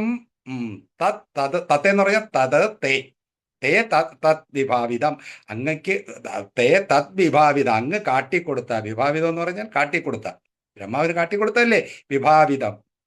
അങ്ങ് കാട്ടിക്കൊടുത്ത ആ വൈകുണ്ഠം. തേ വിഭാവിതം, തത് തത് ആ കാട്ടിക്കൊടുത്തതാണ് തത്. തേ അങ്ങ് കാട്ടിക്കൊടുത്ത ആ രൂപം ഉണ്ടല്ലോ വൈകുണ്ഠം, അത് വിജയതേ, അത് വിജയിക്കുന്നു. വൈകുണ്ഠരൂപം വിഭോ, ആ വൈകുണ്ഠരൂപം എന്നും വിജയിക്കട്ടെ. കാരണം ഇത്രയും ഒരു ഒരു ഒരു ഏകാത്ഭുതമായിരിക്കുന്ന ഒരു ലോകം വേറെയൊന്നും ഇല്ലല്ലോ. ഈ പറഞ്ഞതൊന്നും അവിടെ ഇല്ല. ശോകക്രോധ വിമോഹ സത്വസമുഖാദൂരാസ് ഭാവാസ്തു ദൂരം ഗത, വളരെ അകലെയാണ്. അതിനൊന്നും അവിടെ അടുക്കാൻ പോലും കഴിയേയില്ല. അവിടെ എപ്പോഴും സാന്ദ്രാനന്ദ ശരീര എത്ര പരമജ്യോതിർപ്രകാശാത്മകേ. ഇങ്ങനെ എടുത്തോണം, പരമജ്യോതിർപ്രകാശാത്മകേ എത്ര സാന്ദ്രാനന്ദശ്വരി. ആ പരമ ജ്യോതിർഗോളമായിരിക്കുന്ന ആ വൈകുണ്ഠത്തിൽ സാന്ദ്രാനന്ദശ്വരി മാത്രമേ ഉള്ളൂ. തത്തേ ധാമ, അങ്ങയുടെ ആ രൂപം, തത്തേ ധാമ വിഭാവിതം, കാട്ടിക്കൊടുത്തത് ആർക്ക്? ബ്രഹ്മാവിന് കാട്ടിക്കൊടുത്ത അങ്ങയുടെ ആ രൂപം, അതാണ് തത്തേ ധാമ. തേ ധാമ, അങ്ങയുടെ ആ ധാമം. തത് വിഭാവിതം, ബ്രഹ്മാവിന് കാട്ടിക്കൊടുത്ത. വിജയതേ, അത് വിജയിക്കട്ടെ. വൈകുണ്ഠരൂപം, വൈകുണ്ഠരൂപമാണല്ലോ ആ കാട്ടിക്കൊടുത്ത വൈകുണ്ഠരൂപം. വിഭാവിതം വൈകുണ്ഠരൂപം വിജയതേ എന്നാണ്. വിഭോ, അല്ലയോ വിഭോ, സർവശക്തനായിരിക്കുന്ന ഭഗവാനെ. എന്താ വൈകുണ്ഠത്തിന്റെ ഒരു വർണ്ണനയാണ് ഈ ശ്ലോകത്തിൽ പറഞ്ഞത്. നമുക്കൊന്ന് വായിക്കാം. മായായത്ര ഗതാവിനോ വിഗുരുതേ ഭാതേ ജഗദ്ഭ്യോ ബഹിർ ശോകക്രോധ വിമോഹ സത്വസമുഖാഭാവാസ്തു ദൂരം ഗത സാന്ദ്രാനന്ദശരീരയത്ര പരമജ്യോതിർപ്രകാശാത്മകേ തത്തേ ധാമ വിഭാവിതം വിജയതേ വൈകുണ്ഠരൂപം വിഭോ. അഞ്ചാമത്തെ ശ്ലോകം. യസ്മിന്നാമ ചതുർഭുജ ഹരിമണിശ്യാമാപദാദത്യുഷോ ഭൂഷണരത്നദീപിതദിശോ രാജദ്വിമാനാലയ ഭക്തിപ്രാപ്തതഥാവിദോന്നതപദ ദിവ്യന്തി ദിവ്യാജന തത്തേ ധാമ നിരസ്ത സർവശമലം വൈകുണ്ഠരൂപം ജയേത്. ആ വൈകുണ്ഠത്തിനെ വീണ്ടും വർണ്ണിക്കുകയാണ് അവിടെ താമസിക്കുന്ന ആളുകളെ പറ്റി. യസ്മിൻ നാമ ചതുർഭുജ ഹരിമണി ശ്യാമ അവതാദത്തിഷോ. അതാണ് പദങ്ങള്. ഹരിമണി ശ്യാമ അവതാദത്തിഷോ. ശ്യാമാവതാദത്തിഷോ നാനാഭൂഷണരത്നദീപിതദിശോ. നാനാഭൂഷണരത്ന ദീപിതദിശോ രാജത് വിമാനാലയ. രാജത് വിമാനാലയ. യസ്മിൻ നാമ, എവിടെയാണോ ചതുർഭുജ, അവിടെയുള്ള ആളുകളെ പറ്റി പറയുകയാണ്. അവിടെയുള്ള എല്ലാവർക്കും 4 കൈകളാണ്. അതായത് മഹാവിഷ്ണുവിന് 4 കൈകളല്ലേ? ആ മഹാവിഷ്ണുവിന്റെ രൂപത്തിൽ ആയിരിക്കണം. സാരൂപ്യമാണ്. 3 തരത്തിലുള്ള, അല്ല 4 തരത്തിലില്ലേ? സാലോക്യം, സാമീപ്യം, സാരൂപ്യം, പിന്നെ സായുജ്യം. 3 തരത്തിലാണ് ഭഗവാനോട് ചേരുന്നത്. ആദ്യം ഭഗവാന്റെ അടുക്ക ചെല്ലുന്നതാണ് സാലോക്യം. ആ വൈകുണ്ഠ ലോകത്ത് നമുക്കൊന്ന് ചെല്ലാൻ പറ്റിയാൽ അത് സാലോക്യ പ്രാപ്തിയായി. ഓരോരുത്തരുടെ ഗ്രേഡ് അനുസരിച്ചാണ് അങ്ങോട്ട് കയറ്റി വിടുന്നതേ. അവിടെ നിന്ന് എത്താൻ പറ്റിയാൽ സാലോക്യം. പിന്നെന്താണ്? സാമീപ്യം. പിന്നെ ഭഗവാന്റെ അടുക്കലോട്ട് കുറച്ചും കൂടെ അങ്ങോട്ട് ചെല്ലുമ്പോൾ സാമീപ്യമായി. പിന്നാണ് സാരൂപ്യം. ആ സാരൂപ്യ അവസ്ഥയാണ് ഇവിടെ പറയുന്നതേ. ഭഗവാന്റെ ആ രൂപം, ആ രൂപത്തിലാണ് അവിടെയുള്ളവരെല്ലാം, ഭക്തന്മാരെല്ലാം നിൽക്കുന്നതെന്ന്. അതാണ് യസ്മിൻ നാമ ചതുർഭുജ. ഇവിടെ എല്ലാം വൈഷ്ണവ രൂപത്തിലാണ്. അവരെങ്ങനെയാണ്? ഹരിമണി ശ്യാമാവതാദത്തിഷോ. ഹരിമണി എന്ന് വെച്ചാൽ ഇന്ദ്രനീലം, അല്ല നീല നിറമുള്ള രത്നം, ഇന്ദ്രനീലം. അതിന്റെ ശ്യാമളം, ശ്യാമം, ആ നീല നിറം, ശ്യാമ. അവതാദം എന്ന് വെച്ചാൽ ശുദ്ധം, സ്വച്ഛമായിരിക്കുന്ന. തിഷ എന്ന് വെച്ചാൽ തിട്ട്, ശോഭ, കാന്തി. ഇന്ദ്രനീലക്കല്ലിന്റെ സ്വച്ഛമായ കാന്തിയോടുകൂടിയിരിക്കുന്നവർ. അതായത് ഭഗവാന്റെ നിറവും ഇന്ദ്രനീലം കായാൻ പൂർണ്ണനൊക്കെ അല്ലേ? അതുകൊണ്ട് ആ രൂപം ഇവിടെയുള്ള ആളുകൾക്കെല്ലാം ഉണ്ടെന്ന്. ആ ചതുർഭുജമുണ്ട്. ഭഗവാന്റെ ആ നിറം പറയാണ്. ഹരിമണി ശ്യാമാവതാദത്തിഷോ. തിട്ടെന്ന് വെച്ചാൽ ശോഭയാണ്, കാന്തി. ആ കാന്തിയോട് കൂടിയവർ, ഇന്ദ്രനീലക്കല്ലിന്റെ ശ്യാമള വർണ്ണത്തോടു കൂടിയ ആ സ്വച്ഛമായ ഒരഴുക്കുമില്ലാത്ത ആ ഭാവത്തിലാണ് അവരുടെ എല്ലാം രൂപം. അതാണ് യസ്മിൻ നാമ ചതുർഭുജ ഹരിമണി ശ്യാമാവതാദം. അവതാദം എന്ന് വെച്ചാൽ ശുദ്ധം, ശുദ്ധമായിരിക്കുന്ന തിഷോ, തിട്ട്, ശോഭയോടുകൂടിയ. നാനാഭൂഷണരത്നദീപിതദിശോ. അവരെല്ലാം ആഭരണങ്ങളൊക്കെ ധരിച്ചിട്ടുണ്ടല്ലോ. അതെങ്ങനെയുള്ള ആഭരണങ്ങൾ? നാനാഭൂഷണം എന്ന് വെച്ചാൽ ആഭരണം. ഈ ആഭരണത്തിൽ രത്നങ്ങൾ, അതിനൊന്നും വിലമതിക്കാൻ വയ്യാത്ത രത്നങ്ങൾ. നമ്മളുമെല്ലാം വൈകുണ്ഠത്തിൽ ചെന്നാലുള്ള അവസ്ഥയാണ് ഇവിടെ പറയുന്നത്. അതാണ് നാനാഭൂഷണ രത്ന ദീപിത ദിശോ. ആ ദിശകളെല്ലാം പ്രകാശിപ്പിക്കുകയാണ്. അവിടെ ഉള്ളവരൊക്കെ ധരിച്ചിരിക്കുന്ന ആഭരണങ്ങളിൽ രത്നത്തിന്റെ ശോഭ കൊണ്ട്. എന്നുവെച്ചാൽ അത്രയും ഓരോരോ രീതിയിലാണ് അവിടുത്തെ ആളുകളുടെയൊക്കെ ജീവിതമേ. അതാണ് നാനാഭൂഷണ രത്ന ദീപിത ദിശോ. ദിശകളെല്ലാം പ്രകാശമാനമാക്കുന്ന രത്നം പതിപ്പിച്ച ആഭരണങ്ങൾ ധരിച്ചവര്. രാജദ്വിമാനാലയ. അവര് താമസിക്കുന്ന ആലയം എന്ന് വെച്ചാൽ വീട്. ഇവിടെ വിമാനമാലയം എന്ന് പറയുമ്പോൾ വലിയ സൗധങ്ങൾ എന്നുള്ള അർത്ഥത്തിൽ എടുത്താൽ മതി. വലിയ സൗധങ്ങളിലാണ് അവര് ജീവിക്കുന്നത്. ഹർമ്മ്യങ്ങളിൽ, രാജത് ശോഭിക്കുന്ന രത്നം ഹർമ്മ്യങ്ങളിലൊക്കെയാണ് അവരുടെ വാസം. വിമാനാലയ ഭക്തിപ്രാപ്ത തഥാവിധോന്നതപദ. ഇവിടാണ്. അവിടെ ഇതെന്തോ, എങ്ങനെയായത് നേടാനുള്ളൊരു മാർഗം? വൈകുണ്ഠത്തിൽ പോകാൻ ഒരേ ഒരു മാർഗമേ ഉള്ളൂ, ഭക്തി. ഗുരുവായൂരപ്പനോടുള്ള ഭക്തിയുള്ളവരെ പതുക്കെ ഗുരുവായൂരപ്പനങ്ങ് വൈകുണ്ഠത്തിലേക്ക് വിളിക്കും. അതാണ് ഭക്തി പ്രാപ്ത. ഭക്തി കൊണ്ട് പ്രാപിക്കപ്പെട്ട തഥാവിധ ഉന്നതപദ. ഈ പറഞ്ഞ പ്രകാരം തഥാവിധം ഉന്നതപദ. ഈ പറഞ്ഞൊക്കെ ഉന്നതപദമല്ലേ? ഭഗവാന്റെ തന്നെ രൂപം, സാരൂപ്യം കിട്ടി. അതുപോലെ തന്നെ അവിടുത്തെ ആ വാസസ്ഥലം, വിമാനാലയം, പിന്നെ അവർ ധരിച്ചിരിക്കുന്ന ആഭരണങ്ങളും എല്ലാം ദിക്കുകളെയൊക്കെ ശോഭിപ്പിക്കുന്നത് ഈ ഒരു അവസ്ഥ. അതാണ് ഭക്തിപ്രാപ്തധാവിതോന്നതപദ. അങ്ങനെ ആ ഭക്തി കൊണ്ട് ഈ വിധത്തിൽ ഉന്നതപദം പ്രാപിച്ചിരിക്കുന്നവർ. ഭക്തി കൊണ്ടാണ് ഇതൊക്കെ നേടാൻ കഴിയുന്നത്. വിശദേതരന്തരം എന്ന് ഭഗവാൻ പറയുമല്ലോ. ഭക്തിയാമാം അഭിജാനാതി യാവാൻ യച്ഛാസ്മി തത്വത. അങ്ങനെ എന്നെ ശരിക്കും ഞാൻ ആരാണ്, എൻ്റെ വലിപ്പം എന്താണെന്നൊക്കെ ഈ ഭക്തി കൊണ്ട് അറിഞ്ഞിട്ട് വിശദേ തദനന്തരം, അതിനുശേഷം എന്നിൽ ചേർന്ന് ഏകീഭവിക്കാനും അവർക്ക് കഴിയും ഈ ഭക്തി ഉണ്ടെന്ന് ഭഗവത്ഗീത പറയും. കണ്ട ഭക്തിയുടെ മഹത്വം കൂടെ അവിടെ സൂചിപ്പിച്ചിരിക്കുന്നത്. ഭക്തി പ്രാപ്ത തഥാവിധോന്നതപദ. ആ ഭക്തി കൊണ്ട് പ്രാപിക്കപ്പെട്ട ഉന്നതമായ പദം, ആ സ്ഥാനത്തോടുകൂടി ദിവ്യന്തി ദിവ്യാജന. ദിവ്യാജന ഇങ്ങനെയുള്ളവരെ നമ്മൾ ദിവ്യജനങ്ങളായിട്ടല്ലേ പറയാൻ പറ്റൂ. സാധാരണ മനുഷ്യരല്ലല്ലോ ആ ദിവ്യജനങ്ങൾ. അവിടെ ഈ ഭക്തി കൊണ്ട് ഉന്നത പദങ്ങളിൽ ദിവ്യന്തി എന്ന് വെച്ചാൽ ശോഭിക്കുന്നു, പ്രശോഭിക്കുന്നു. ഈ ദിവ്യജനങ്ങൾ അവിടെ ഈമാതിരി തഥാവിധോന്നത പദ ആ പദങ്ങളിലൊക്കെ എത്തിയാണ് അവിടെ വിലസുന്നത് അല്ലെങ്കിൽ രാജിക്കുന്നതെന്ന് പറയാണ്.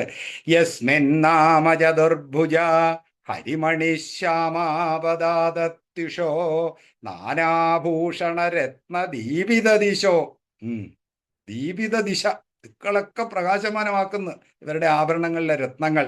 രാജദ്വിമാനാലയ, ശോഭിക്കുന്ന മണിഹർമ്മ്യങ്ങൾ.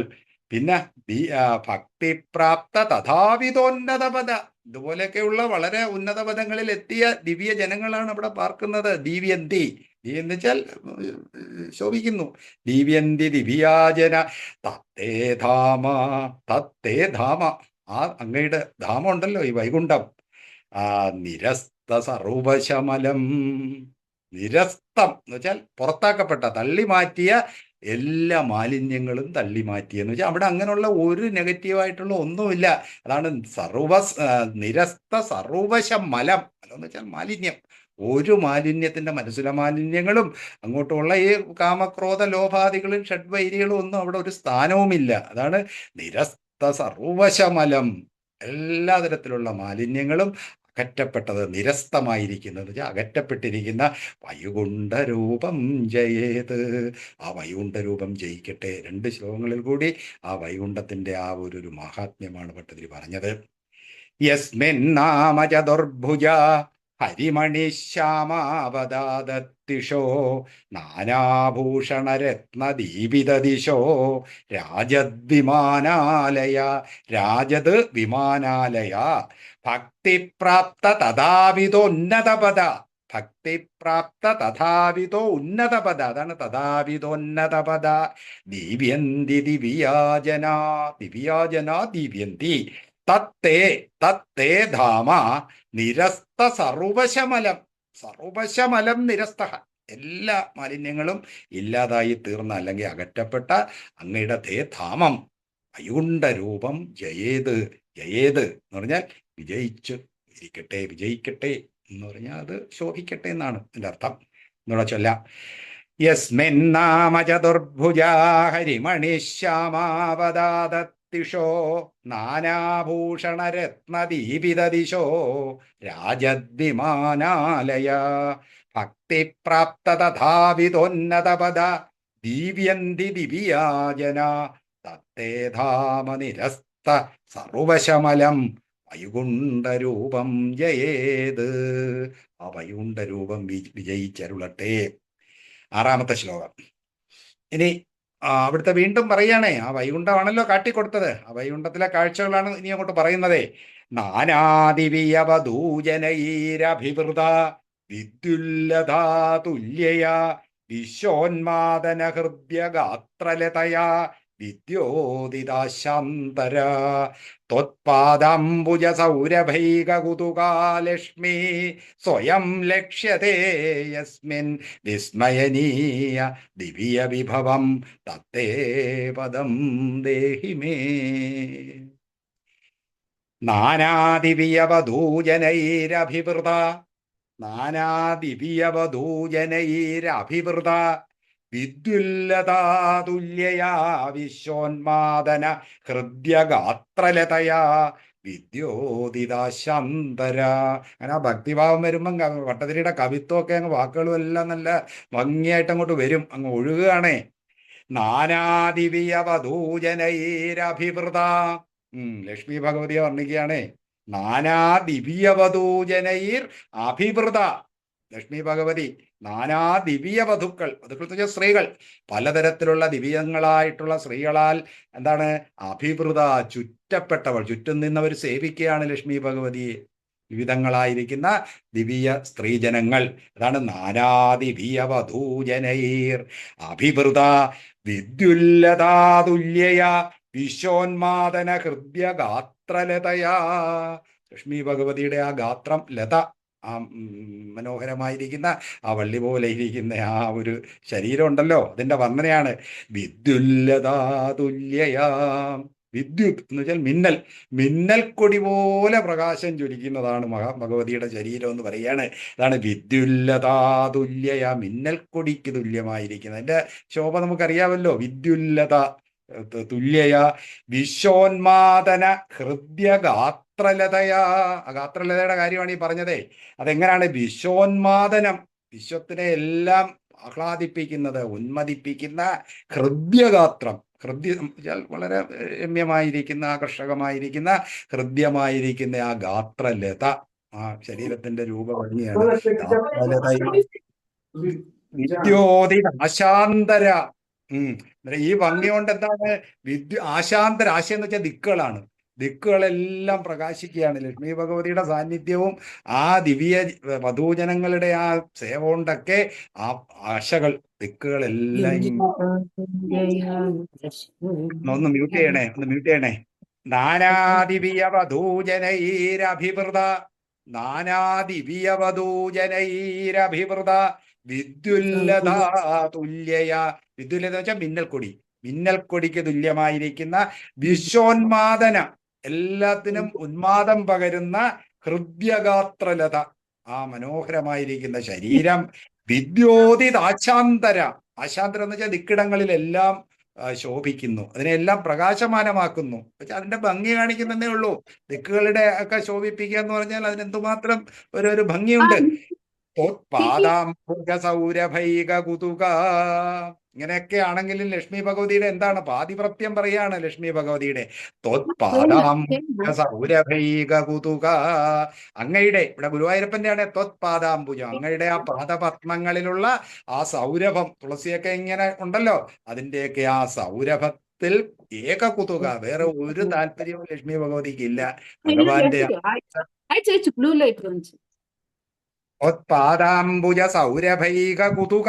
കുതുക എന്ന് വെച്ചാൽ ഏറ്റവും ആകർഷ്ടമായിരിക്കുന്ന, സന്തോഷിക്കുന്നവളായിട്ടിരിക്കുന്ന ഭഗവാന്റെ ആ പാദ കമലങ്ങളിൽ നിന്ന് വരുന്ന സൗരഭ്യത്താൽ കുതുകയായിരിക്കുന്ന ലക്ഷ്മി സ്വയം ലക്ഷ്യതേ യസ്മിൻ, ഈ പറഞ്ഞ വൈകുണ്ഠത്തിൽ ആ പറയാണ്. ഒന്ന് മ്യൂട്ട് ചെയ്യണേ ദേവിയത്. ത്വത്പാദാംബുജ സൗരഭീക കുതുകാലക്ഷ്മി ത്വത്പാദാംബുജ സൗരഭൈക കുതുകാലക്ഷ്മി സ്വയം ലക്ഷ്യതേ യസ്മിൻ. ഇങ്ങനെയൊക്കെയുള്ള ആ ലക്ഷ്മി ഭഗവതി അവിടെ പ്രത്യക്ഷമാവുകയാണ്. എന്ന് വെച്ചാൽ ആ വൈകുണ്ഠത്തിൽ ചെല്ലുന്നവർക്ക് സാക്ഷാൽ ഭഗവതിയെയും കാണാൻ കഴിയും. ഈ ദിക്കുകളെല്ലാം പ്രകാശമാനമാക്കിക്കൊണ്ടിരിക്കുന്ന ആ മനോഹര രൂപത്തെയും ആ വൈകുണ്ഠത്തിൽ കാണാം. അതാണ് ലക്ഷ്യതേ യസ്മിൻ വിസ്മയനീയ ദിവ്യ വിഭവം. ഇത് മാത്രമല്ല, ഇനി ഒരുപാട് വിസ്മയമായ ദിവ്യ വിഭവങ്ങൾ, വസ്തുക്കൾ അവിടെ ഉണ്ട് എന്ന് പറയാണ് വൈകുണ്ഠത്തിൽ. ഈ പറഞ്ഞൊന്നുമല്ല, അതാണ് വിസ്മയനീയ ദിവ്യ വിഭവം. തത്തേ പദം, തത്തേ തത്പദം, അങ്ങയുടെ ആ പദം ഉണ്ടല്ലോ, ഈ വൈകുണ്ഠം, ആ സ്ഥാനം. ദേഹിമേ, ഭട്ടതിരി ഇടയ്ക്ക് കയറിയൊരു പ്രാർത്ഥന നടത്തുകയാണ്. ഇത് പ്രാർത്ഥിക്കുന്ന നമുക്കുണ്ടേ, ആ വൈകുണ്ഠ രൂപം എനിക്കും ഒന്ന് തന്നാലും. ഇവിടുത്തെ ഇത്രയും മനോഹരമായിരിക്കുന്ന ആ രൂപം ഈ ഭക്തനും ഒന്ന് കാണാനുള്ള അവസരം ഉണ്ടാക്കി തരണേ ദേഹിമേ എന്നുള്ളൊരു പ്രാർത്ഥന ഭട്ടതിരി ഇവിടെ ഇടയ്ക്ക് നടത്തുന്നുണ്ട്. ഇനിയുള്ള ശ്ലോകങ്ങളിൽ അത് ചെയ്യും. കാരണം അത്രയും അങ്ങ് ആകൃഷ്ടനായിപ്പോയി. ആ ഭക്തിഭാവം മുഴുത്തപ്പോൾ അത് എനിക്കും ഒന്ന് കാണണേ എന്നുള്ള ഒരു ആഗ്രഹം. അതാണ് ദേഹിമേ, എനിക്കൊന്ന് തന്നാലും ഗുരുവായൂരപ്പ എന്ന് പറയാണ്. നാനാദിവ്യവധൂജനൈരഭിവൃത വിദ്യുല്ലതാതുല്യയ വിശ്വോന്മാദന ഹൃദ്യഗാത്രലതയാ വിദ്യോദിതാശാന്തര. അർത്ഥം മനസ്സിലായല്ലോ. കുറച്ച് നല്ല രീതിയിലുള്ള വർണ്ണനയാണെന്നേ ഉള്ളൂ. നമ്മൾ ശ്രദ്ധിച്ചാൽ അതിന്റെ അർത്ഥം മനസ്സിലാക്കാവുന്നതേ ഉള്ളൂ. വിശ്വോന്മാദന ഹൃദ്യഗാത്രലതയാ വിദ്യോദിതാശാന്തര. അശാന്തരം എന്ന് വെച്ചാൽ ദിക്കുകൾ, ദിക്കുകളെല്ലാം പ്രകാശിപ്പിക്കുന്ന.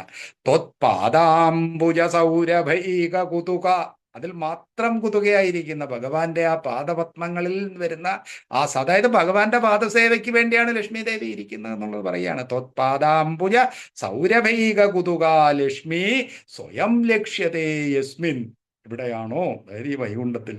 അത് വിസ്മയനീയ ദിവ്യ വിഭവം, വിസ്മയങ്ങളായിരിക്കുന്ന അനേകം ദിവ്യ വിഭവങ്ങളോടുകൂടിയ തേ പദം, തത് തത് മേ ദേഹി, എനിക്ക് തന്നാലും, എന്നെയും ഒന്ന് കാണിച്ചു തന്നാലും. ബ്രഹ്മാവിനോട് അങ്ങ് ആ ഒരു ദയ കാണിച്ചില്ലേ, ആ ആ ഒരു ദയ എന്നോടും കാണിക്കണേ എന്ന് പറയാണ്. അപ്പൊ നമ്മുടെ ചൊല്ലാം.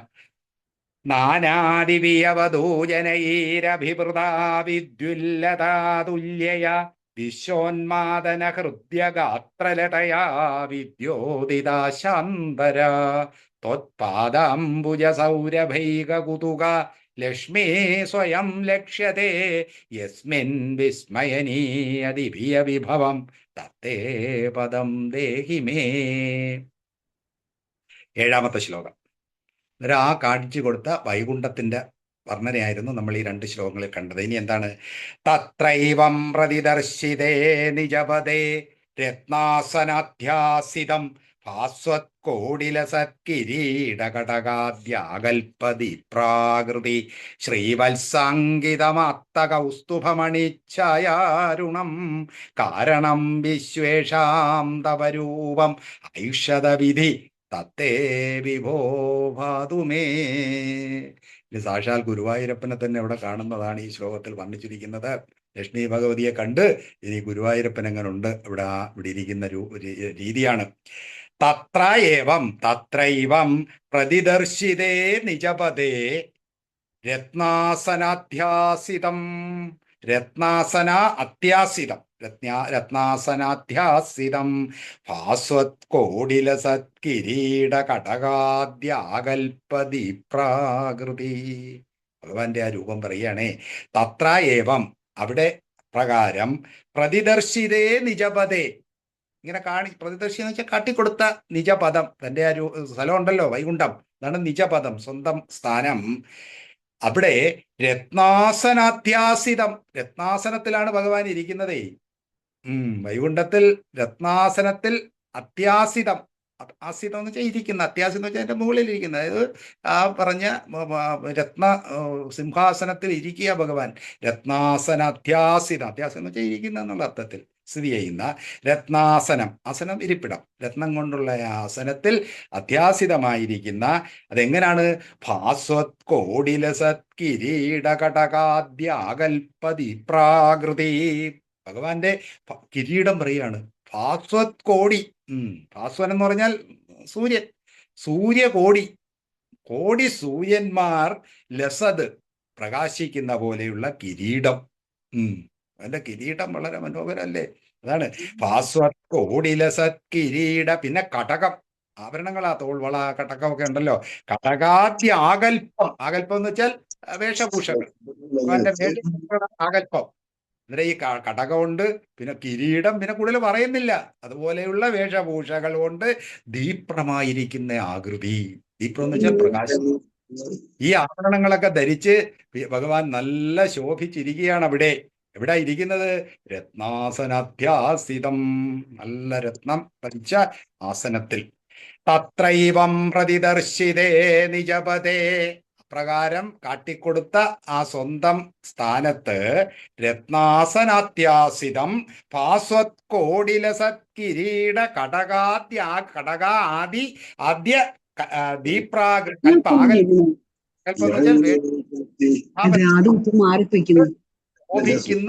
കൂടിയവൻ, തത്രൈവം പ്രതിദർശിതേ നിജപദേ.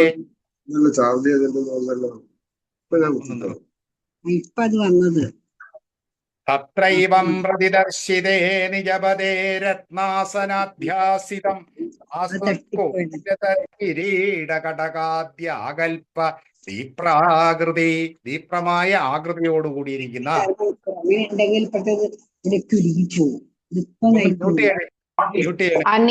അനിത സുരേഷ് ഒന്ന് മ്യൂട്ട് ചെയ്യൂ. ശ്രീവത്സാങ്കിതമാത്തകൗസ്തുഭമണിച്ഛായാരുണം. ഇനി വീണ്ടും വർണ്ണിക്കുകയാണ്. ശ്രീവത്സാങ്കിതം, ഭഗവാന്റെ മാറിലുണ്ടല്ലോ ശ്രീവത്സം, നമ്മളൊക്കെ പറഞ്ഞിട്ടുണ്ടല്ലോ. ഭൃഗു മഹർഷിയുടെ ആ ചവിട്ടേറ്റ ആ ഭാഗം ഭഗവാൻ ആഭരണമായിട്ട് വെച്ചിരിക്കുക. അതാണ് ശ്രീവത്സാങ്കിതം. ആ ശ്രീവത്സം അടയാളപ്പെടുത്തിയിരിക്കുന്ന കൗസ്തുഭമണിച്ഛായാരുണം. പിന്നെ ഭഗവാന്റെ കഴുത്തിലിട്ടിരിക്കുന്ന കൗസ്തുഭമണി, അതിന്റെ ആ അരുണിമ അവിടെ എല്ലാം പ്രകാശിക്കുന്നു. നമ്മൾ കേശാധിപത്യത്തിൽ പറയത്തില്ലായിരുന്നോ? ഉത്സർപ്പത് കൗസ്തുഭശ്രീതതിഭിരരുണിതം കോമളം കണ്ടദേശം എന്നവിടെ പറഞ്ഞല്ലോ. അതാണ് ഇവിടെയും പറയുന്നത്. അത്ത ധരിച്ചിരിക്കുന്ന കൗസ്തുഭമണിയുടെ ഛായ, ഭംഗിയുണ്ട്, അരുണിമ ഉള്ളത്, അരുണം ചുമന്ന നിറമായിരിക്കുന്ന ആ രൂപം, മഹാവിഷ്ണുവിന്റെ രൂപം നമുക്ക് ധ്യാനിക്കാൻ കൊള്ളാം. ഗുരുവായൂരപ്പന്റെ അല്ലേ, ഭഗവാൻ ഇങ്ങനെ ആ രത്നാസനത്തിൽ ഇരിക്കുന്നതും ഭഗവാന്റെ ആ ആഭരണങ്ങളും വേഷഭൂഷകളും ഒക്കെ ഇങ്ങനെ മനസ്സിൽ ധ്യാനിക്കുമ്പോൾ ആ രൂപം നമുക്ക് ഒന്ന് ആസ്വദിക്കാൻ കഴിയും, ചിന്തയിലെങ്കിലും. ശ്രീവത്സാങ്കിതമാത്തക ഉസ്തുഭമണിച്ഛായാരുണം കാരണം വിശ്വേഷാം. വീണ്ടും പറയുന്നുണ്ടോ, ആ രൂപമാണ് ഈ വിശ്വത്തിന്റെ എല്ലാം കാരണസ്വരൂപമായിരിക്കുന്ന, പരമകാരണമായിരിക്കുന്ന ആ പരമാത്മഭാവം നമ്മുടെ അടുത്ത് പറയാണ്. വിശ്വേഷാം കാരണം, കാരണം വിശ്വേഷാം, യേഷാം വിശ്വം കാരണം, ഈ എല്ലാ വിശ്വത്തിന്റെയും പരമകാരണമായിരിക്കുന്ന ആ വസ്തു തവരൂപം, ആ രൂപം ഉണ്ടല്ലോ ഭഗവാന്റെ. ഐക്ഷത വിധി, വിധി എന്ന് പറയുന്നത് ഇവിടെ ഹിരണ്യഗർഭൻ, ആ വിധി ബ്രഹ്മാവ് ഐക്ഷത കണ്ടു അവിടെ. അതിനാൽ ഗുരുവായൂരപ്പനെ തന്നെ അവിടെ വൈകുണ്ഠത്തിൽ ബ്രഹ്മാവിന് കാണാൻ കഴിഞ്ഞു എന്ന് പറയാണ്. തത്തേ വിഭോ പാതുമേ, വീണ്ടും പെട്ടെന്നിരിക്കൊരാഗ്രഹം, ആ രൂപം എൻ്റെ ഉള്ളിൽ ഒന്ന് പ്രകാശിച്ച് കിട്ടണേ. അതായത് എത്ര ധ്യാനിച്ചിട്ടും കിട്ടുന്നില്ല, അതെൻ്റെ ഉള്ളിൽ ഒന്ന് പ്രകാശിച്ച് കിട്ടണേ. ആ മഹാവിഷ്ണു ഇങ്ങനെ ആ പ്രൗഢിയോടുകൂടി വൈകുണ്ഠത്തിൽ ഇരിക്കുന്ന ആ ഒരു രൂപം, അതാണ് തത്തേ വിഭോ ഭാതു മേ, എനിക്ക് ഒന്ന് ഭാതു പ്രകാശിക്കണേ, തെളിയണമേ, എൻ്റെ മനസ്സിൽ ഒന്ന് തെളിയണമേ ഗുരുവായൂരപ്പൻ്റെ ആ ഭാവം. നമ്മുടെയും പ്രാർത്ഥനയാ. ഈ വർണ്ണിക്കുമ്പോൾ കേൾക്കുമ്പോൾ ആ രൂപം നമ്മുടെ ചിന്തയാം മണിമന്ദിരത്തിൽ ഒന്ന് വിളങ്ങി നിൽക്കണേന്ന് നമുക്ക് തോന്നും. അതാണ് തത്രൈവം പ്രതിദർശിതേ നിജപദേ രത്നാസനാധ്യാസിതം ഭാസ്വത്കോടിലസത്കിരീട കടകാദ്യാകൽപതി പ്രാകൃതി. അല്ലാത്തൊരു പ്രയോഗം, അത് ശരിക്കും മനസ്സിലാക്കണം എൻ്റെ അർത്ഥമേ. ഭാസ്വത്കോടി, ഭാസ്വത്കോടി സൂര്യകോടികൾ, ഭാസ്വാൻ സൂര്യനാണ്, സൂര്യകോടി ലസത്, 1000 അല്ല കോടി സൂര്യന്മാരെ പോലെ പ്രകാശിക്കുന്ന കിരീടം, കടകം തുടങ്ങിയ ആദ്യ ആകൽപ്പ ദീപ്രാകൃതി, ആകൽപ്പങ്ങളുടെ ആ ദീപ്രമായിരിക്കുന്ന ആ സ്വരൂപം, അതെല്ലാം അണിഞ്ഞിരിക്കുന്ന ആകൃതി. ഇതാണ് ശ്രീവത്സാങ്കിതം ആത്തക ഉസ്തുഭമണിച്ഛായാരുണം കാരണം വിശ്വേഷാം തവരൂപം, അങ്ങയുടെ ആ രൂപം ഐക്ഷത വിധി, ഐക്ഷതയാണ് ക്രിയ, കണ്ടു, വിധി കണ്ടു, തത് തേ പാതു, അത് ആ രൂപം എനിക്ക് ഒന്ന് തെളിയണമേ വിഭോ, അല്ലയോ ഗുരുവായൂരപ്പ, അതിനനുഗ്രഹിക്കണമേ എന്നാണ് പ്രാർത്ഥന. എന്ന് ചൊല്ലാം. തത്രൈവം പ്രതിദർശിതേ നിജപദേ രത്നാസനാധ്യാസിതം ഭാസ്വത്കോടിലസത്കിരീടകടകാദ്യാകൽപതി പ്രാകൃതി ശ്രീവത്സാങ്കിതമാത്തകൗസ്തുഭമണിച്ഛായാരുണം കാരണം വിശ്വേഷാം തവരൂപമൈക്ഷത വിധി തത്തേ വിഭോ പാതുമേ, എനിക്ക് ഒന്ന് തെളിയണമേ. 8ാമത്തെ ശ്ലോകം. ഇനി വീണ്ടും ഗുരുവായൂരപ്പന്റെ വർണ്ണനയാണ്, മനോഹരമായ വർണ്ണനയാണ്. കാളാംഭോദകളായ കോമളരുചീചക്രേണ ചക്രം ദിശാമാവൃണ്വാനമുദാരമന്ദകസിതസ്യന്തപ്രസന്നാനനം രാജത്കമ്പുഗധാരി പങ്കജ ഹരശ്രീമദ്ഭുജാമണ്ഡലം സൃഷ്ടുത്തുഷ്ടികരം വപു തവ വിഭോ മദ്രോഗമുദ്വാസയേത്. ഇനിയാണ് സാക്ഷാൽ ഗുരുവായൂരപ്പന്റെ ആ യഥാർത്ഥ രൂപം പറയുന്നത്. കാളാംഭോദകളായ കോമളരുചീചക്രേണ ചക്രം ദിശാമാവൃണ്വാനം. കാളാംഭോദ കളായ കോമളരുചീചക്രേണ ചക്രം ദിശാം ആവൃണ്വാനം. ചക്രം ദിശാം ആവൃണ്വാനം, ദിശാം ചക്രം എന്നുവെച്ചാൽ ദിശകൾ മൊത്തം, ദിക്കുകൾ മൊത്തം, ആവൃണ്വാനം എന്ന് വെച്ചാൽ മൂടുന്നതാണ്. ഈ ശോഭ കൊണ്ട് ദിക്കുകളെല്ലാം മൂടപ്പെടുന്നു. ഏതാണ്? കാളാംഭോദകളായ കോമളരുചീചക്രേണ. കാളാംഭോയം, കാർമേഘം, ഭഗവാൻ കാർമുകിൽ വർണ്ണനല്ലേ, ഭഗവാന്റെ നിറം കൃഷ്ണന്റെ വർണ്ണമാണ്. കാളാംഭോ, പിന്നെ കളായം, കളായം പൂപ്പും ഉണ്ട്, ഇതെല്ലാം ഭഗവാന്റെ നിറം വർണ്ണിക്കാൻ ഉപയോഗിക്കുന്നതാണ്. കാർമുകിലും കായാമ്പൂവും, കായാമ്പൂ വർണ്ണൻ. കോമളരുചി, നല്ല കോമളം മനോഹരമായ രുചി ചക്രേണ, ആ അതിൻ്റെ ആ പൂരം, കാന്തി പൂരം എന്നൊക്കെ നമ്മൾ പറയത്തില്ലേ, ഇതാണ് ചക്രം, പൂരം, അതിൻ്റെ കാന്തി പൂരം, ആ കോമള കാന്തി പൂരത്താൽ കായാമ്പൂവിൻ്റെയും കാർമുകിലിൻ്റെയും ആ കോമളമായിരിക്കുന്ന ആ രൂപം, ആ വർണ്ണത്തോടു കൂടിയ ചക്രം ദിശ എന്ന് വെച്ചാൽ ദിശാം ചക്രം എന്ന് വെച്ചാൽ 4 എല്ലാ ദിക്കുകളും ചുറ്റിലും എല്ലാ ദിക്കിലും ആവൃണ്വാനം മൂടുന്നതാണ്, ആവരണം ചെയ്യുന്ന ആവൃണ്ണാനം. ഉദാരമന്ദകസിതസ്യന്ത പ്രസന്നാനനം. അവന്റെ മുഖം നോക്കുമ്പോ ആ പുഞ്ചിരി ഉണ്ടല്ലോ, പ്രസന്നാനനം, എപ്പോഴും പ്രസന്നമായിരിക്കുന്ന ആനനം മുഖം. അതെങ്ങനെയാണ്?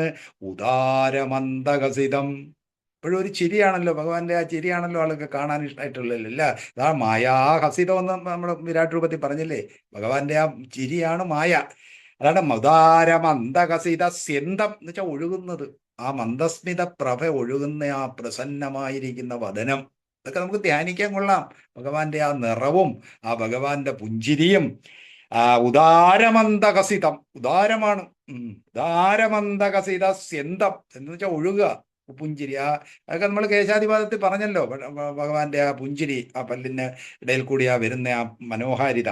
പ്രസന്നാനനം രാജത് കമ്പു ഗദാരി പങ്കജതര ശ്രീമദ് ഭുജാമണ്ഡലം.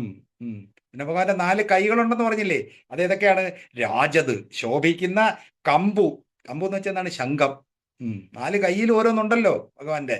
ശംഖം ഉണ്ട്, പിന്നെ ഗദയുണ്ട്. അരി എന്ന് വെച്ചാൽ ചക്രം, സുദർശന ചക്രം ധരിച്ചിട്ടുണ്ട് അല്ലെ. നമ്മൾ ഗുരുവായൂരപ്പന്റെ രൂപത്തിൽ 4 എണ്ണവും കാണും. ഇതാണ് കമ്പു, ഗദ, അരി, പങ്കജം, താമര. ഇത് 4 എണ്ണവും ഭഗവാൻ തന്റെ കൈത്തലങ്ങളിൽ വെച്ചിരിക്കുകയാണ്, ഈ 4 കൈകളിൽ. ഇതാണ് രാജ കമ്പു. കമ്പു എന്ന് പറഞ്ഞാൽ ശംഖമാണ്. ഭഗവാന്റെ ശംഖം പാഞ്ചജന്യം അല്ലേ, പാഞ്ചജന്യം. ഗദ എന്താണ്? കൗമോദകി. ശംഖം പാഞ്ചജന്യം, പിന്നെ ഗദ കൗമോദി, അരി ചക്രം, സുദർശന ചക്രം. രാജത് കമ്പുഗദാരി പങ്കജധരം, ഇതെല്ലാം ധരിച്ചിരിക്കുന്ന ശ്രീമദ് ഭുജാമണ്ഡലം. ശ്രീമദ് ഐശ്വര്യമായിരിക്കുന്ന ഭുജാമണ്ഡലം, കൈയുടെ ആ 4 കൈകൾ, കൂട്ടം, മണ്ഡലം.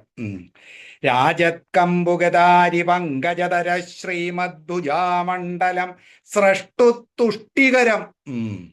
സ്രഷ്ടാവ്, ഇവിടെ വിധി, ബ്രഹ്മാവിന് തുഷ്ടികരമായ, ബ്രഹ്മാവിലെ അവിടെ പോയി കണ്ടത്, ആ ബ്രഹ്മാവിന് തുഷ്ടികരം. ഇതിനപ്പുറത്ത് ആനന്ദം കൂട്ടാനൊന്നും ഇല്ല ബ്രഹ്മാവിന് അല്ലേ.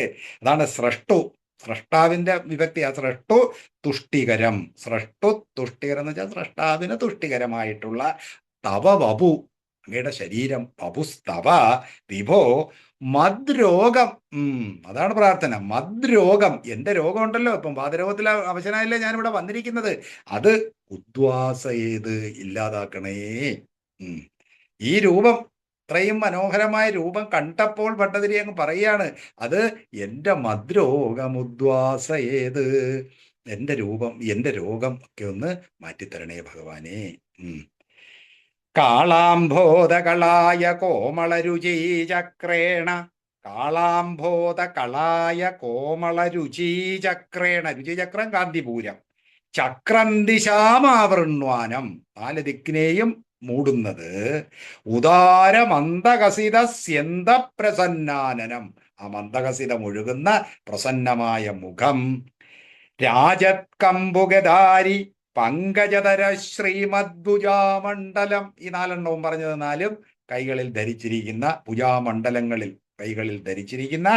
സ്രഷ്ടു തുഷ്ടികരം, സ്രഷ്ടാവിന്, അതായത് ബ്രഹ്മാവിന് തുഷ്ടികരമായിട്ടുള്ള, ആനന്ദം കൊടുക്കുന്നതായിട്ടുള്ള തവ വപു, അങ്ങയുടെ ആ ശരീരം. അല്ലയോ വിഭോ, ഗുരുവായൂരപ്പ, മദ്രോഗമുദ്വാസയേത്, എൻ്റെ ഈ രോഗം ഒന്ന് അകറ്റിത്തരണമേ ആണ് പ്രാർത്ഥന. ഒന്നുകൂടെ ചൊല്ലാം, നല്ലൊരു ധ്യാന ശ്ലോകമാണ്. കാളാംഭോധകളായ കോമളരുചീചക്രേണ ചക്രം ദിശാമാവൃണ്വാനം ഉദാരമന്ദകസിതസ്യന്ത പ്രസന്നാനനം രാജത് കമ്പുഗദാരി പങ്കജതര ശ്രീമദ്ഭുജാമണ്ഡലം സ്രഷ്ടുതുഷ്ടികരം വപുസ്തവ വിഭോ മദ്രോഗമുദ്വാസയേത്.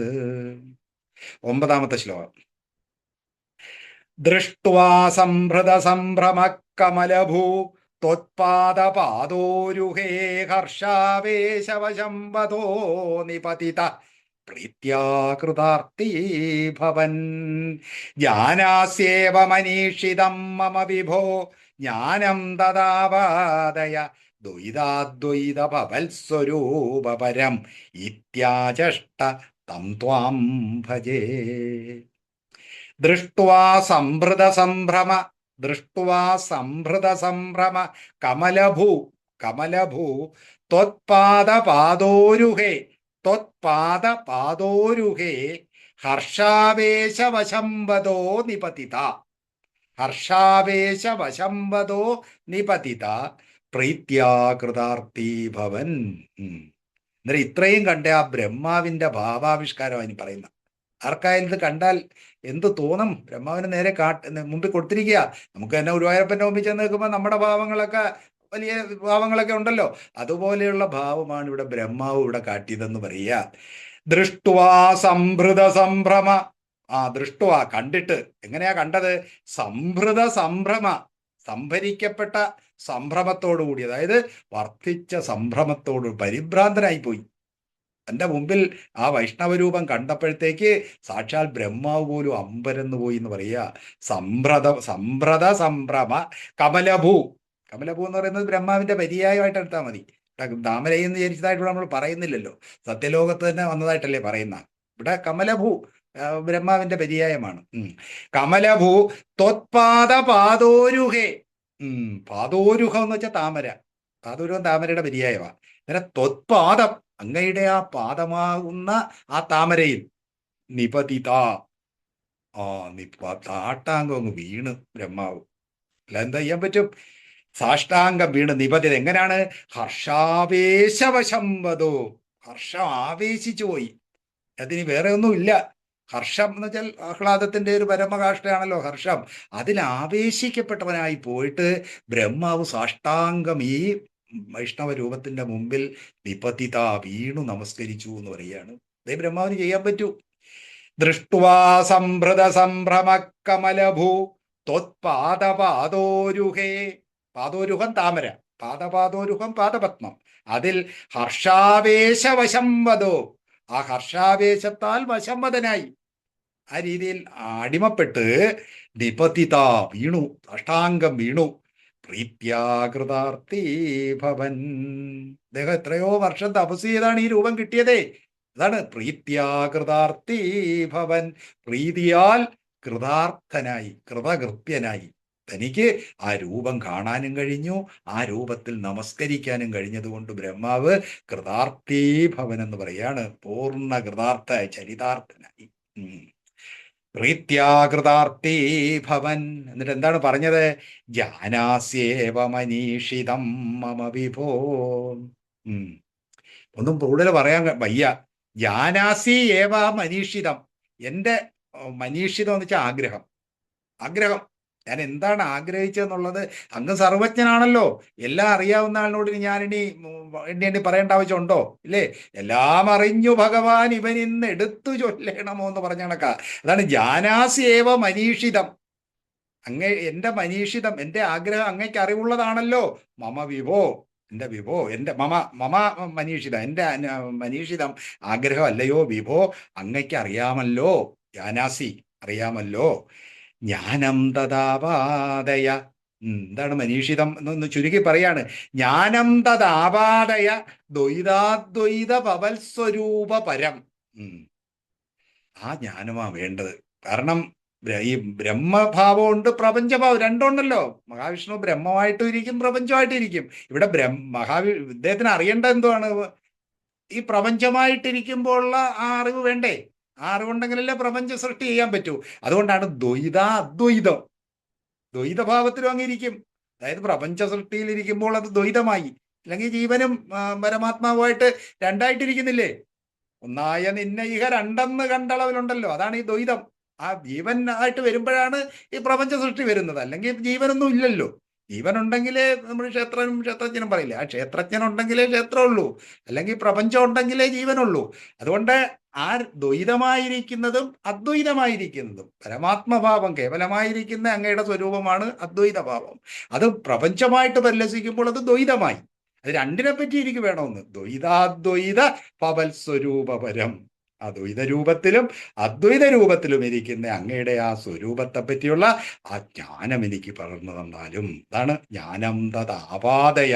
എനിക്ക് പകർന്നു തന്നാലും, എനിക്കത് സിദ്ധിച്ചാലും. അപാതയ. എനിക്കത് സംഭവിച്ചാലും, ആ ജ്ഞാനം അപാതയം എന്ന് വെച്ചാൽ സംഭവിച്ചാലും, ആ ജ്ഞാനം എനിക്ക് കിട്ടിയാലും, ജ്ഞാനം തദാപാതയ തത് ആപാതയ.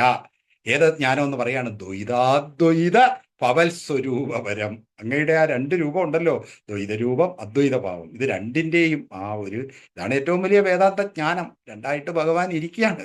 ചിലപ്പം പ്രപഞ്ചമായിട്ടിരിക്കും, ചിലപ്പം കേവല ബ്രഹ്മമായിട്ടിരിക്കും. അല്ലേ? ഇതിനെപ്പറ്റിയുള്ള ആ ഒരു അറിവ് എനിക്ക് തരണം എന്ന് പറയാണ്. ദ്വൈതാദ്വൈത പവൽ സ്വരൂപപരം. അങ്ങയുടെ ആ സ്വരൂപം ഉണ്ടല്ലോ, ഇതീ ആചഷ്ട പ്രകാരം, ആചഷ്ട എന്ന് വെച്ചാൽ പറഞ്ഞു, പ്രകാരം ബ്രഹ്മാവ് പറഞ്ഞതേ ഉള്ളൂ. ബാക്കി കാര്യമെല്ലാം അങ്ങക്ക് അറിയാമല്ലോ. എനിക്ക് അങ്ങയുടെ ഈ ദ്വൈതാദ്വൈത ഭാവത്തിന്റെ ആ ഒരു ജ്ഞാനം എനിക്ക് തന്നാൽ മതി. തം ത്വാം ഭജേ, ആ അങ്ങയെ ഞാൻ ഭജിക്കുന്നു. അത് ഭട്ടതിരി പറയാണേ, ശരിയായി എനിക്കുണ്ടാക്കി തരണേ. തം ത്വാം ഭജേ, ഈ ജ്ഞാനം കൊടുക്കുന്ന ആ പരമാത്മ സ്വരൂപിയായ ഗുരുവായൂരപ്പനെ ഞാൻ ഭജിക്കുന്നു. ഓരോന്നിലും ഭട്ടതിരി ഒരു ഭജനം നടത്തുന്നുണ്ട് ഇതിൻ്റെ ഇടയ്ക്ക് കയറി. ബ്രഹ്മാവിന് ഇങ്ങനെയൊക്കെ ഓരോന്നും ജ്ഞാനം കൊടുക്കുന്ന തം ത്വാം ഭജേ, ആ അങ്ങയെ ഞാൻ ഭജിക്കുന്നു. അല്ലേ? ഇടയ്ക്കൊരു പ്രാർത്ഥനയും കൂടെ അങ്ങ് നടത്തുന്നതേ ഉള്ളൂ. ദൃഷ്ട്വാ സംഭൃത സംഭ്രമ കമലഭൂ ത്വത്പാദപാദോരുഹേ ഹർഷാവേശവശം വദോ നിപതിത. ബ്രഹ്മാവിന്റെ ആ ഭാവമാണ്.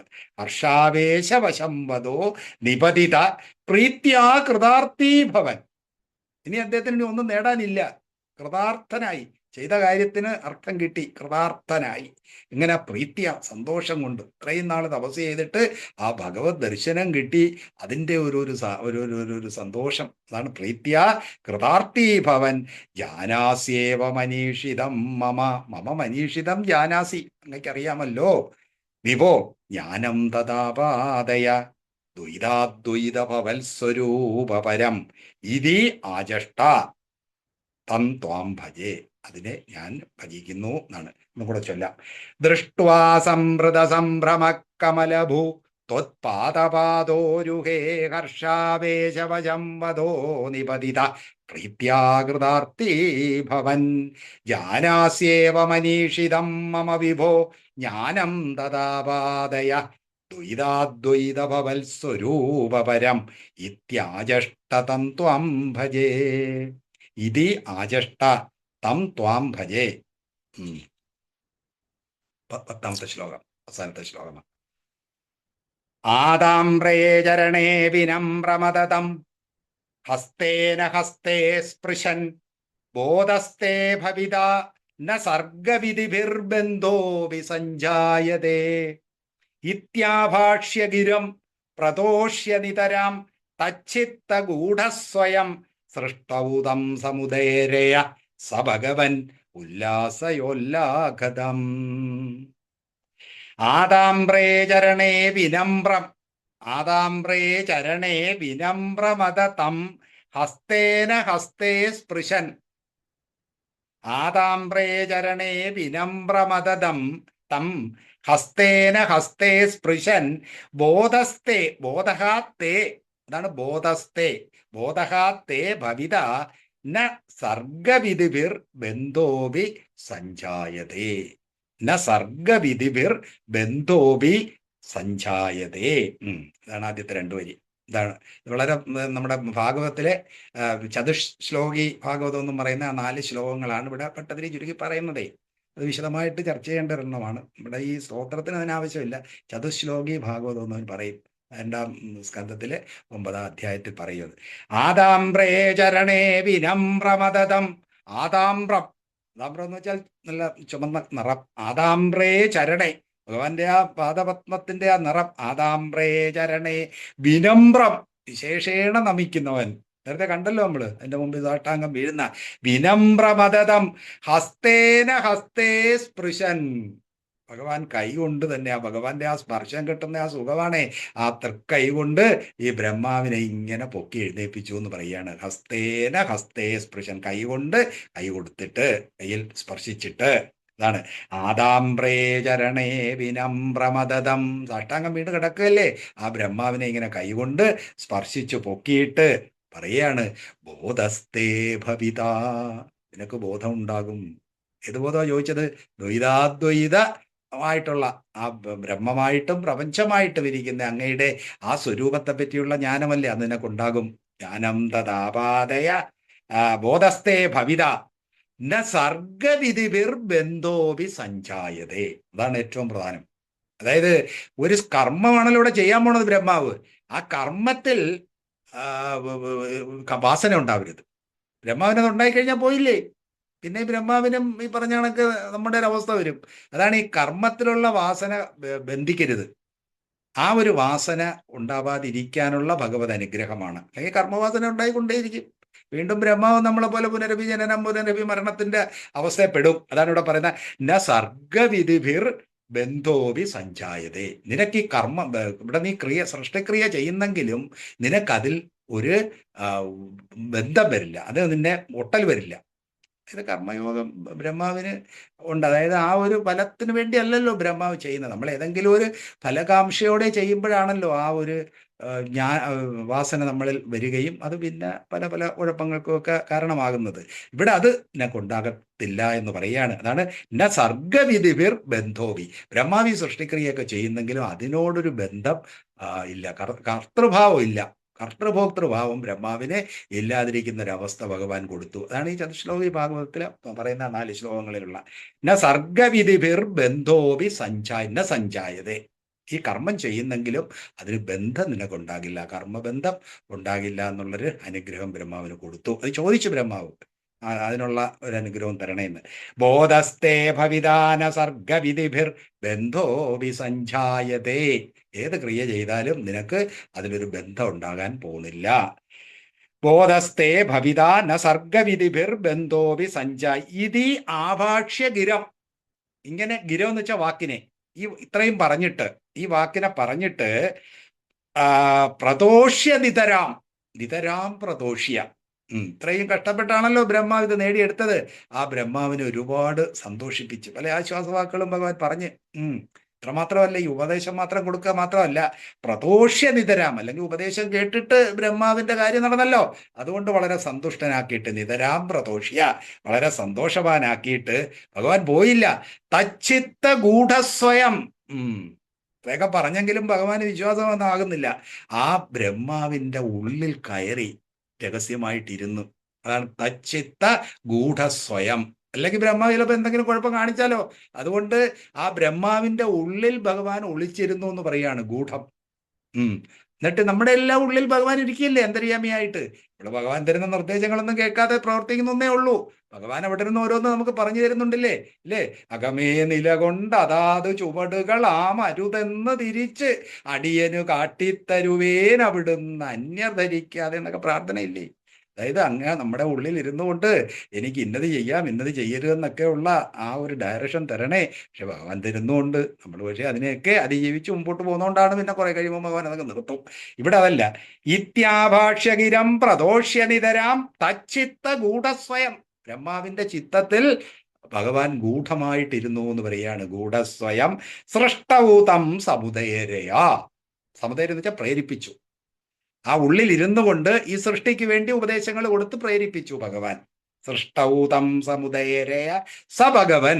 ആ ഭഗവാൻ ഉല്ലാസയോല്ലാഗതം. ഉല്ലാഘതം ആരോഗ്യം. ഉല്ലാഖം എന്ന് വെച്ചാൽ ആരോഗ്യം എന്നാണ് അവിടുത്തെ അർത്ഥം. ഉല്ലാഖം, അതിനെ ഉല്ലാസത വർദ്ധിപ്പിച്ചു തരണേ, എൻ്റെ ആരോഗ്യം ഒന്ന് വർദ്ധിപ്പിച്ചു തരണേ. ഇങ്ങനെയൊക്കെ ബ്രഹ്മാവിന് ഗൂഢനായിട്ടൊക്കെ ഇരുന്ന് ഓരോ ഉപദേശങ്ങളും ഒക്കെ കൊടുത്ത് സൃഷ്ടിപ്രക്രിയയൊക്കെ ചെയ്യുന്ന ഭഗവാൻ എൻ്റെ ഈ ആരോഗ്യവും കൂടെ ഒന്ന് വർദ്ധിപ്പിച്ചു തരണേ. കാരണം ഭഗവാന്റെ ഒരു സൃഷ്ടിയാണല്ലോ ഈ ഞാനും. ഈ ബ്രഹ്മാവിന്റെ ഉള്ളിലിരുന്നു കൊണ്ട് ചെയ്ത സൃഷ്ടിയിൽ വന്ന ഒരാളാണല്ലോ ഞാനും.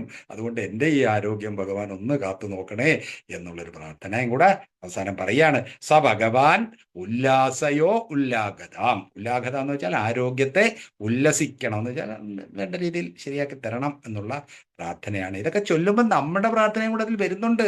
ഭട്ടതിരി എഴുതി തന്നിരിക്കുന്നത് നമുക്ക് വേണ്ടിയല്ലേ. അദ്ദേഹം പാടി അദ്ദേഹത്തിന് എല്ലാം രോഗമെല്ലാം മാറിയിട്ട് നമുക്ക് പിന്നെ തന്നിരിക്കുകയല്ലേ. എന്നിട്ട് നമ്മളിത് ഓരോന്നും അങ്ങോട്ട് ചൊല്ലുമ്പോൾ നമുക്കും ഈ പ്രാർത്ഥനയും കൂടെ അങ്ങോട്ട് ഭഗവാന്റെ ഒക്കെ പറയുക. സഭഗവൻ ഉല്ലാസയോല്ലാഗതം. എൻ്റെ ആരോഗ്യത്തെയും കൂടെ ഒന്ന് നൽകണേ.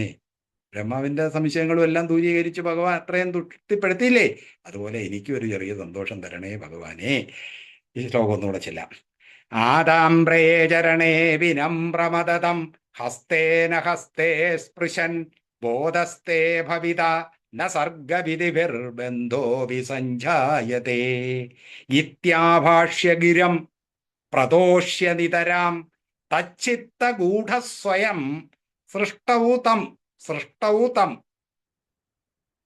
സമുദയരയ ആ സൃഷ്ടിയിൽ പ്രേരിപ്പിച്ച സൃഷ്ടിയിൽ പ്രേരിപ്പിച്ച സ ഭഗവൻ ഉല്ലാസയോ ഉല്ലാഗതാം തം ആ വിധിയെ ബ്രഹ്മാവിനെ ആ സൃഷ്ടിയിൽ പ്രേരിപ്പിച്ച അങ്ങ് എൻ്റെ ഉല്ലാഗത ആരോഗ്യത്തെയും വർദ്ധിപ്പിക്കണേ ഉല്ലാസത.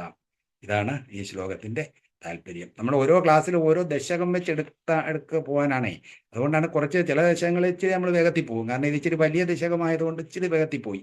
അതുകൊണ്ട് സംശയങ്ങളുള്ളത് നമുക്കിനി തീർക്കാനായിട്ട് 10 മിനിറ്റ് ഉണ്ട്. സംശയം വേണമെങ്കിൽ ചോദിക്കാം. കാരണം ഒരു ദശകം നമുക്ക് തീർത്ത് പോകണ്ടേ. ചെറിയ ദശകങ്ങളാകുമ്പം കുറേ കൂടെ വിശദീകരിച്ച് പോവാം. ഇനി അല്ലാത്തെങ്കിൽ സംശയ നിവാരണത്തെ കൂടെ നമുക്കത് പരിഹരിക്കാം. ഇനി എല്ലാവരും ഒന്ന് അൺമ്യൂട്ട് ചെയ്തേ. സംശയം ഉണ്ടെങ്കിൽ ചോദിക്കാം. ഹരേ കൃഷ്ണ സർ. നമസ്കാരം. സാന്ദ്രാനന്ദ ശരി എന്നാണോ പറയാ? ജരി എന്താ ശാരിയാണോ? സാന്ദ്രാനന്ദശരി. ശരീരം എന്നുള്ള ഷായ് ഉച്ചാരണല്ലേ? ചേരുമ്പോ സരി എന്നുള്ള അർത്ഥത്തിൽ സാന്ദ്രാനന്ദശരീര. ശരീരം എന്നുള്ള ഷായാണോ സാറേ? എന്നുള്ളത് വരും. ചന്ദ്രാനന്ദസരി. നമ്മുടെ ചൊല്ലുന്ന ഒരു ചൊല്ലി പോയാൽ മതി. പ്രവാഹം എന്ന അർത്ഥം. ആനന്ദ പ്രവാഹം. അതെ അതെ. നമുക്ക് തിരിയുന്ന കണക്കൊക്കെ ചൊല്ലുക. പറഞ്ഞോ.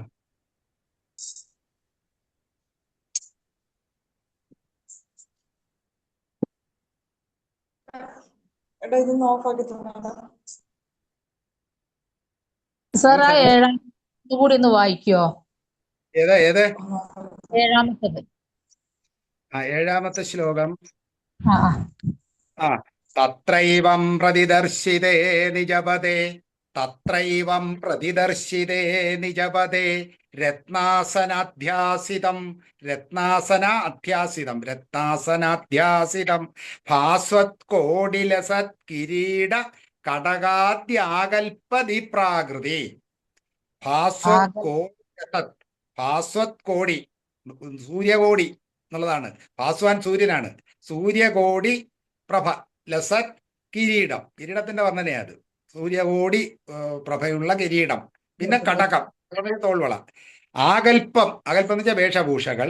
ദീപ്രാകൃതി പ്രകാശിക്കുന്ന രൂപത്തോടു കൂടിയ ശ്രീവത്സാങ്കിതം ആത്ത കൗസ്തുഭമണിഛായാരുണം.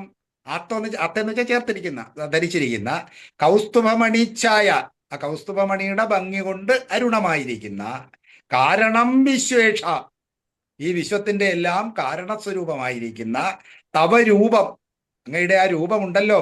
ഐഷത വിധി എന്ന് പറയുന്നതാണ് ഇവിടെ ബ്രഹ്മാവ്. വിധി ബ്രഹ്മാവിന്റെ പര്യായമാണ്. ഐഷത എന്ന് വെച്ചാൽ കണ്ടു.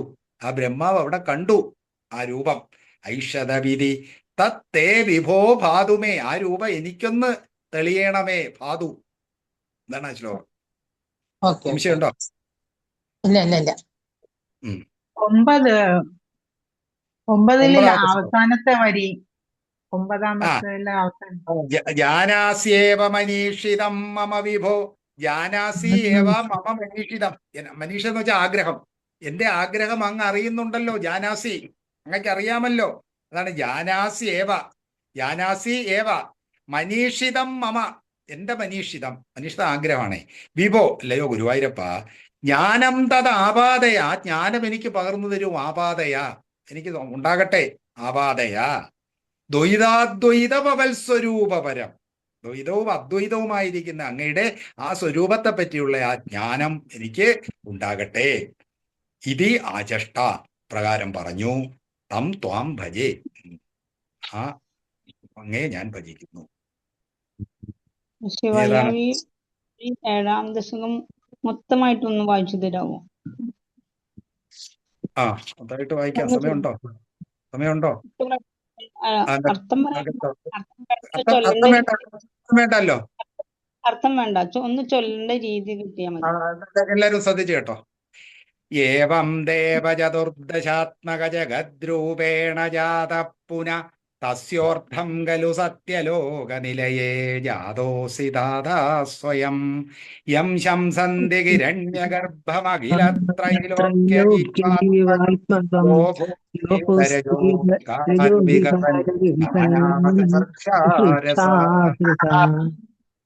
സോയം വിശ്വവിസർഗദത്തഹൃദയ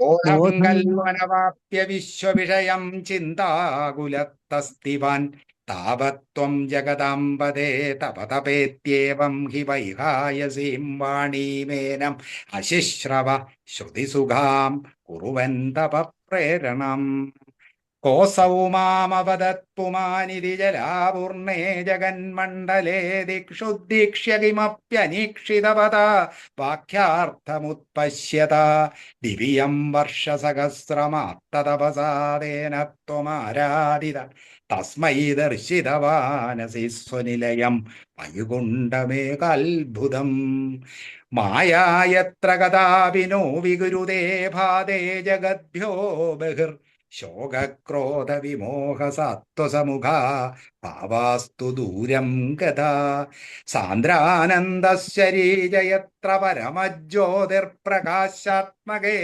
തത്തേ ധാമ വിഭാവിതം വിജയതേ വൈകുണ്ഠരൂപം വിഭോ യസ്മിന്നാമ ചതുർഭുജാ ഹരിമണിശ്യാമാവതാദത്യുഷോ നാനാഭൂഷണരത്നദീപിതദിശോ രാജദ്വിമാനാലയ ഭക്തിപ്രാപ്ത തഥാവിതോന്നതപദാ ദിവ്യന്തി ദിവ്യാജന തത്തേതാമനിരസ്ത സർവശമലം വൈകുണ്ഠരൂപം ജയേത് നാനാദിവ്യവധൂജനൈരഭിവൃത വിദ്യുല്ലതാതുല്യയാ വിശ്വോന്മാദനഹൃദ്യഗാത്രലതയാ വിദ്യോദിതാശാന്തര ത്വത്പാദാംബുജസൗരഭൈകകുതുകാലക്ഷ്മീ സ്വയം ലക്ഷ്യതേ യസ്മിൻ വിസ്മയനീയ ദിവ്യ വിഭവം തത്തേ പദം ദേഹി മേ തത്രൈവം പ്രതിദർശിതേ നിജപദേ രത്നാസനാധ്യാസിതം ഭാസ്വത്കോടിലസത്കിരീടകടകാദ്യാകൽപതി പ്രാകൃതി ശ്രീവത്സാങ്കിതമാത്ത കൗസ്തുഭമണിച്ഛായാരുണം കാരണം വിശ്വേഷാം തവ രൂപമൈക്ഷതവിധി തത്തേ വിഭോ ഭാതു മേ കാളാംഭോദകളായ കോമളരുചീചക്രേണ ചക്രം ദിശാമാവൃണ്വാനമുദാരമന്ദകസിത സിന്ധപ്രസന്നാനനം രാജത്കമ്പുഗദാരി പങ്കജധര ശ്രീമദ്ഭുജാമണ്ഡലം സൃഷ്ടുത്തുഷ്ടികരം വപുസ്തവ വിഭോ മദ്രോഗമുദ്വാസയേത് ദൃഷ്ട്വാ സംഭൃത സംഭ്രമക്കമലഭൂ ത്വത്പാദപാദോരുഹേ ഹർഷാവേശ വശംവദോ നിപതിത പ്രീത്യാകൃതാർത്തി ഭവൻ ജ്ഞാനാസ്യേവ മനീഷിതം മമ വിഭോ ജ്ഞാനം ദദാപാദയ ദ്വൈതാദ്വൈതഭവൽസ്വരൂപപരം ഇത്യാചഷ്ട തം ത്വാം ഭജേ ആദാംബ്രേ ചരണേ വിനമ്രമദം ഹസ്തേന ഹസ്തേ സ്പൃശൻ ബോധസ്തേ ഭവിതാനവസർഗവിധിഭിർ ബന്ധോഭി സഞ്ജായതേ ഇത്യാഭാഷ്യഗിരം പ്രദോഷ്യ നിതരാം തച്ചിത്തഗൂഢസ്വയം സൃഷ്ടഭൂതം സമുദയരയസ്സ ഭഗവൻ ഉല്ലാസയോല്ലാഘതം. ശിവായ നന്ദി.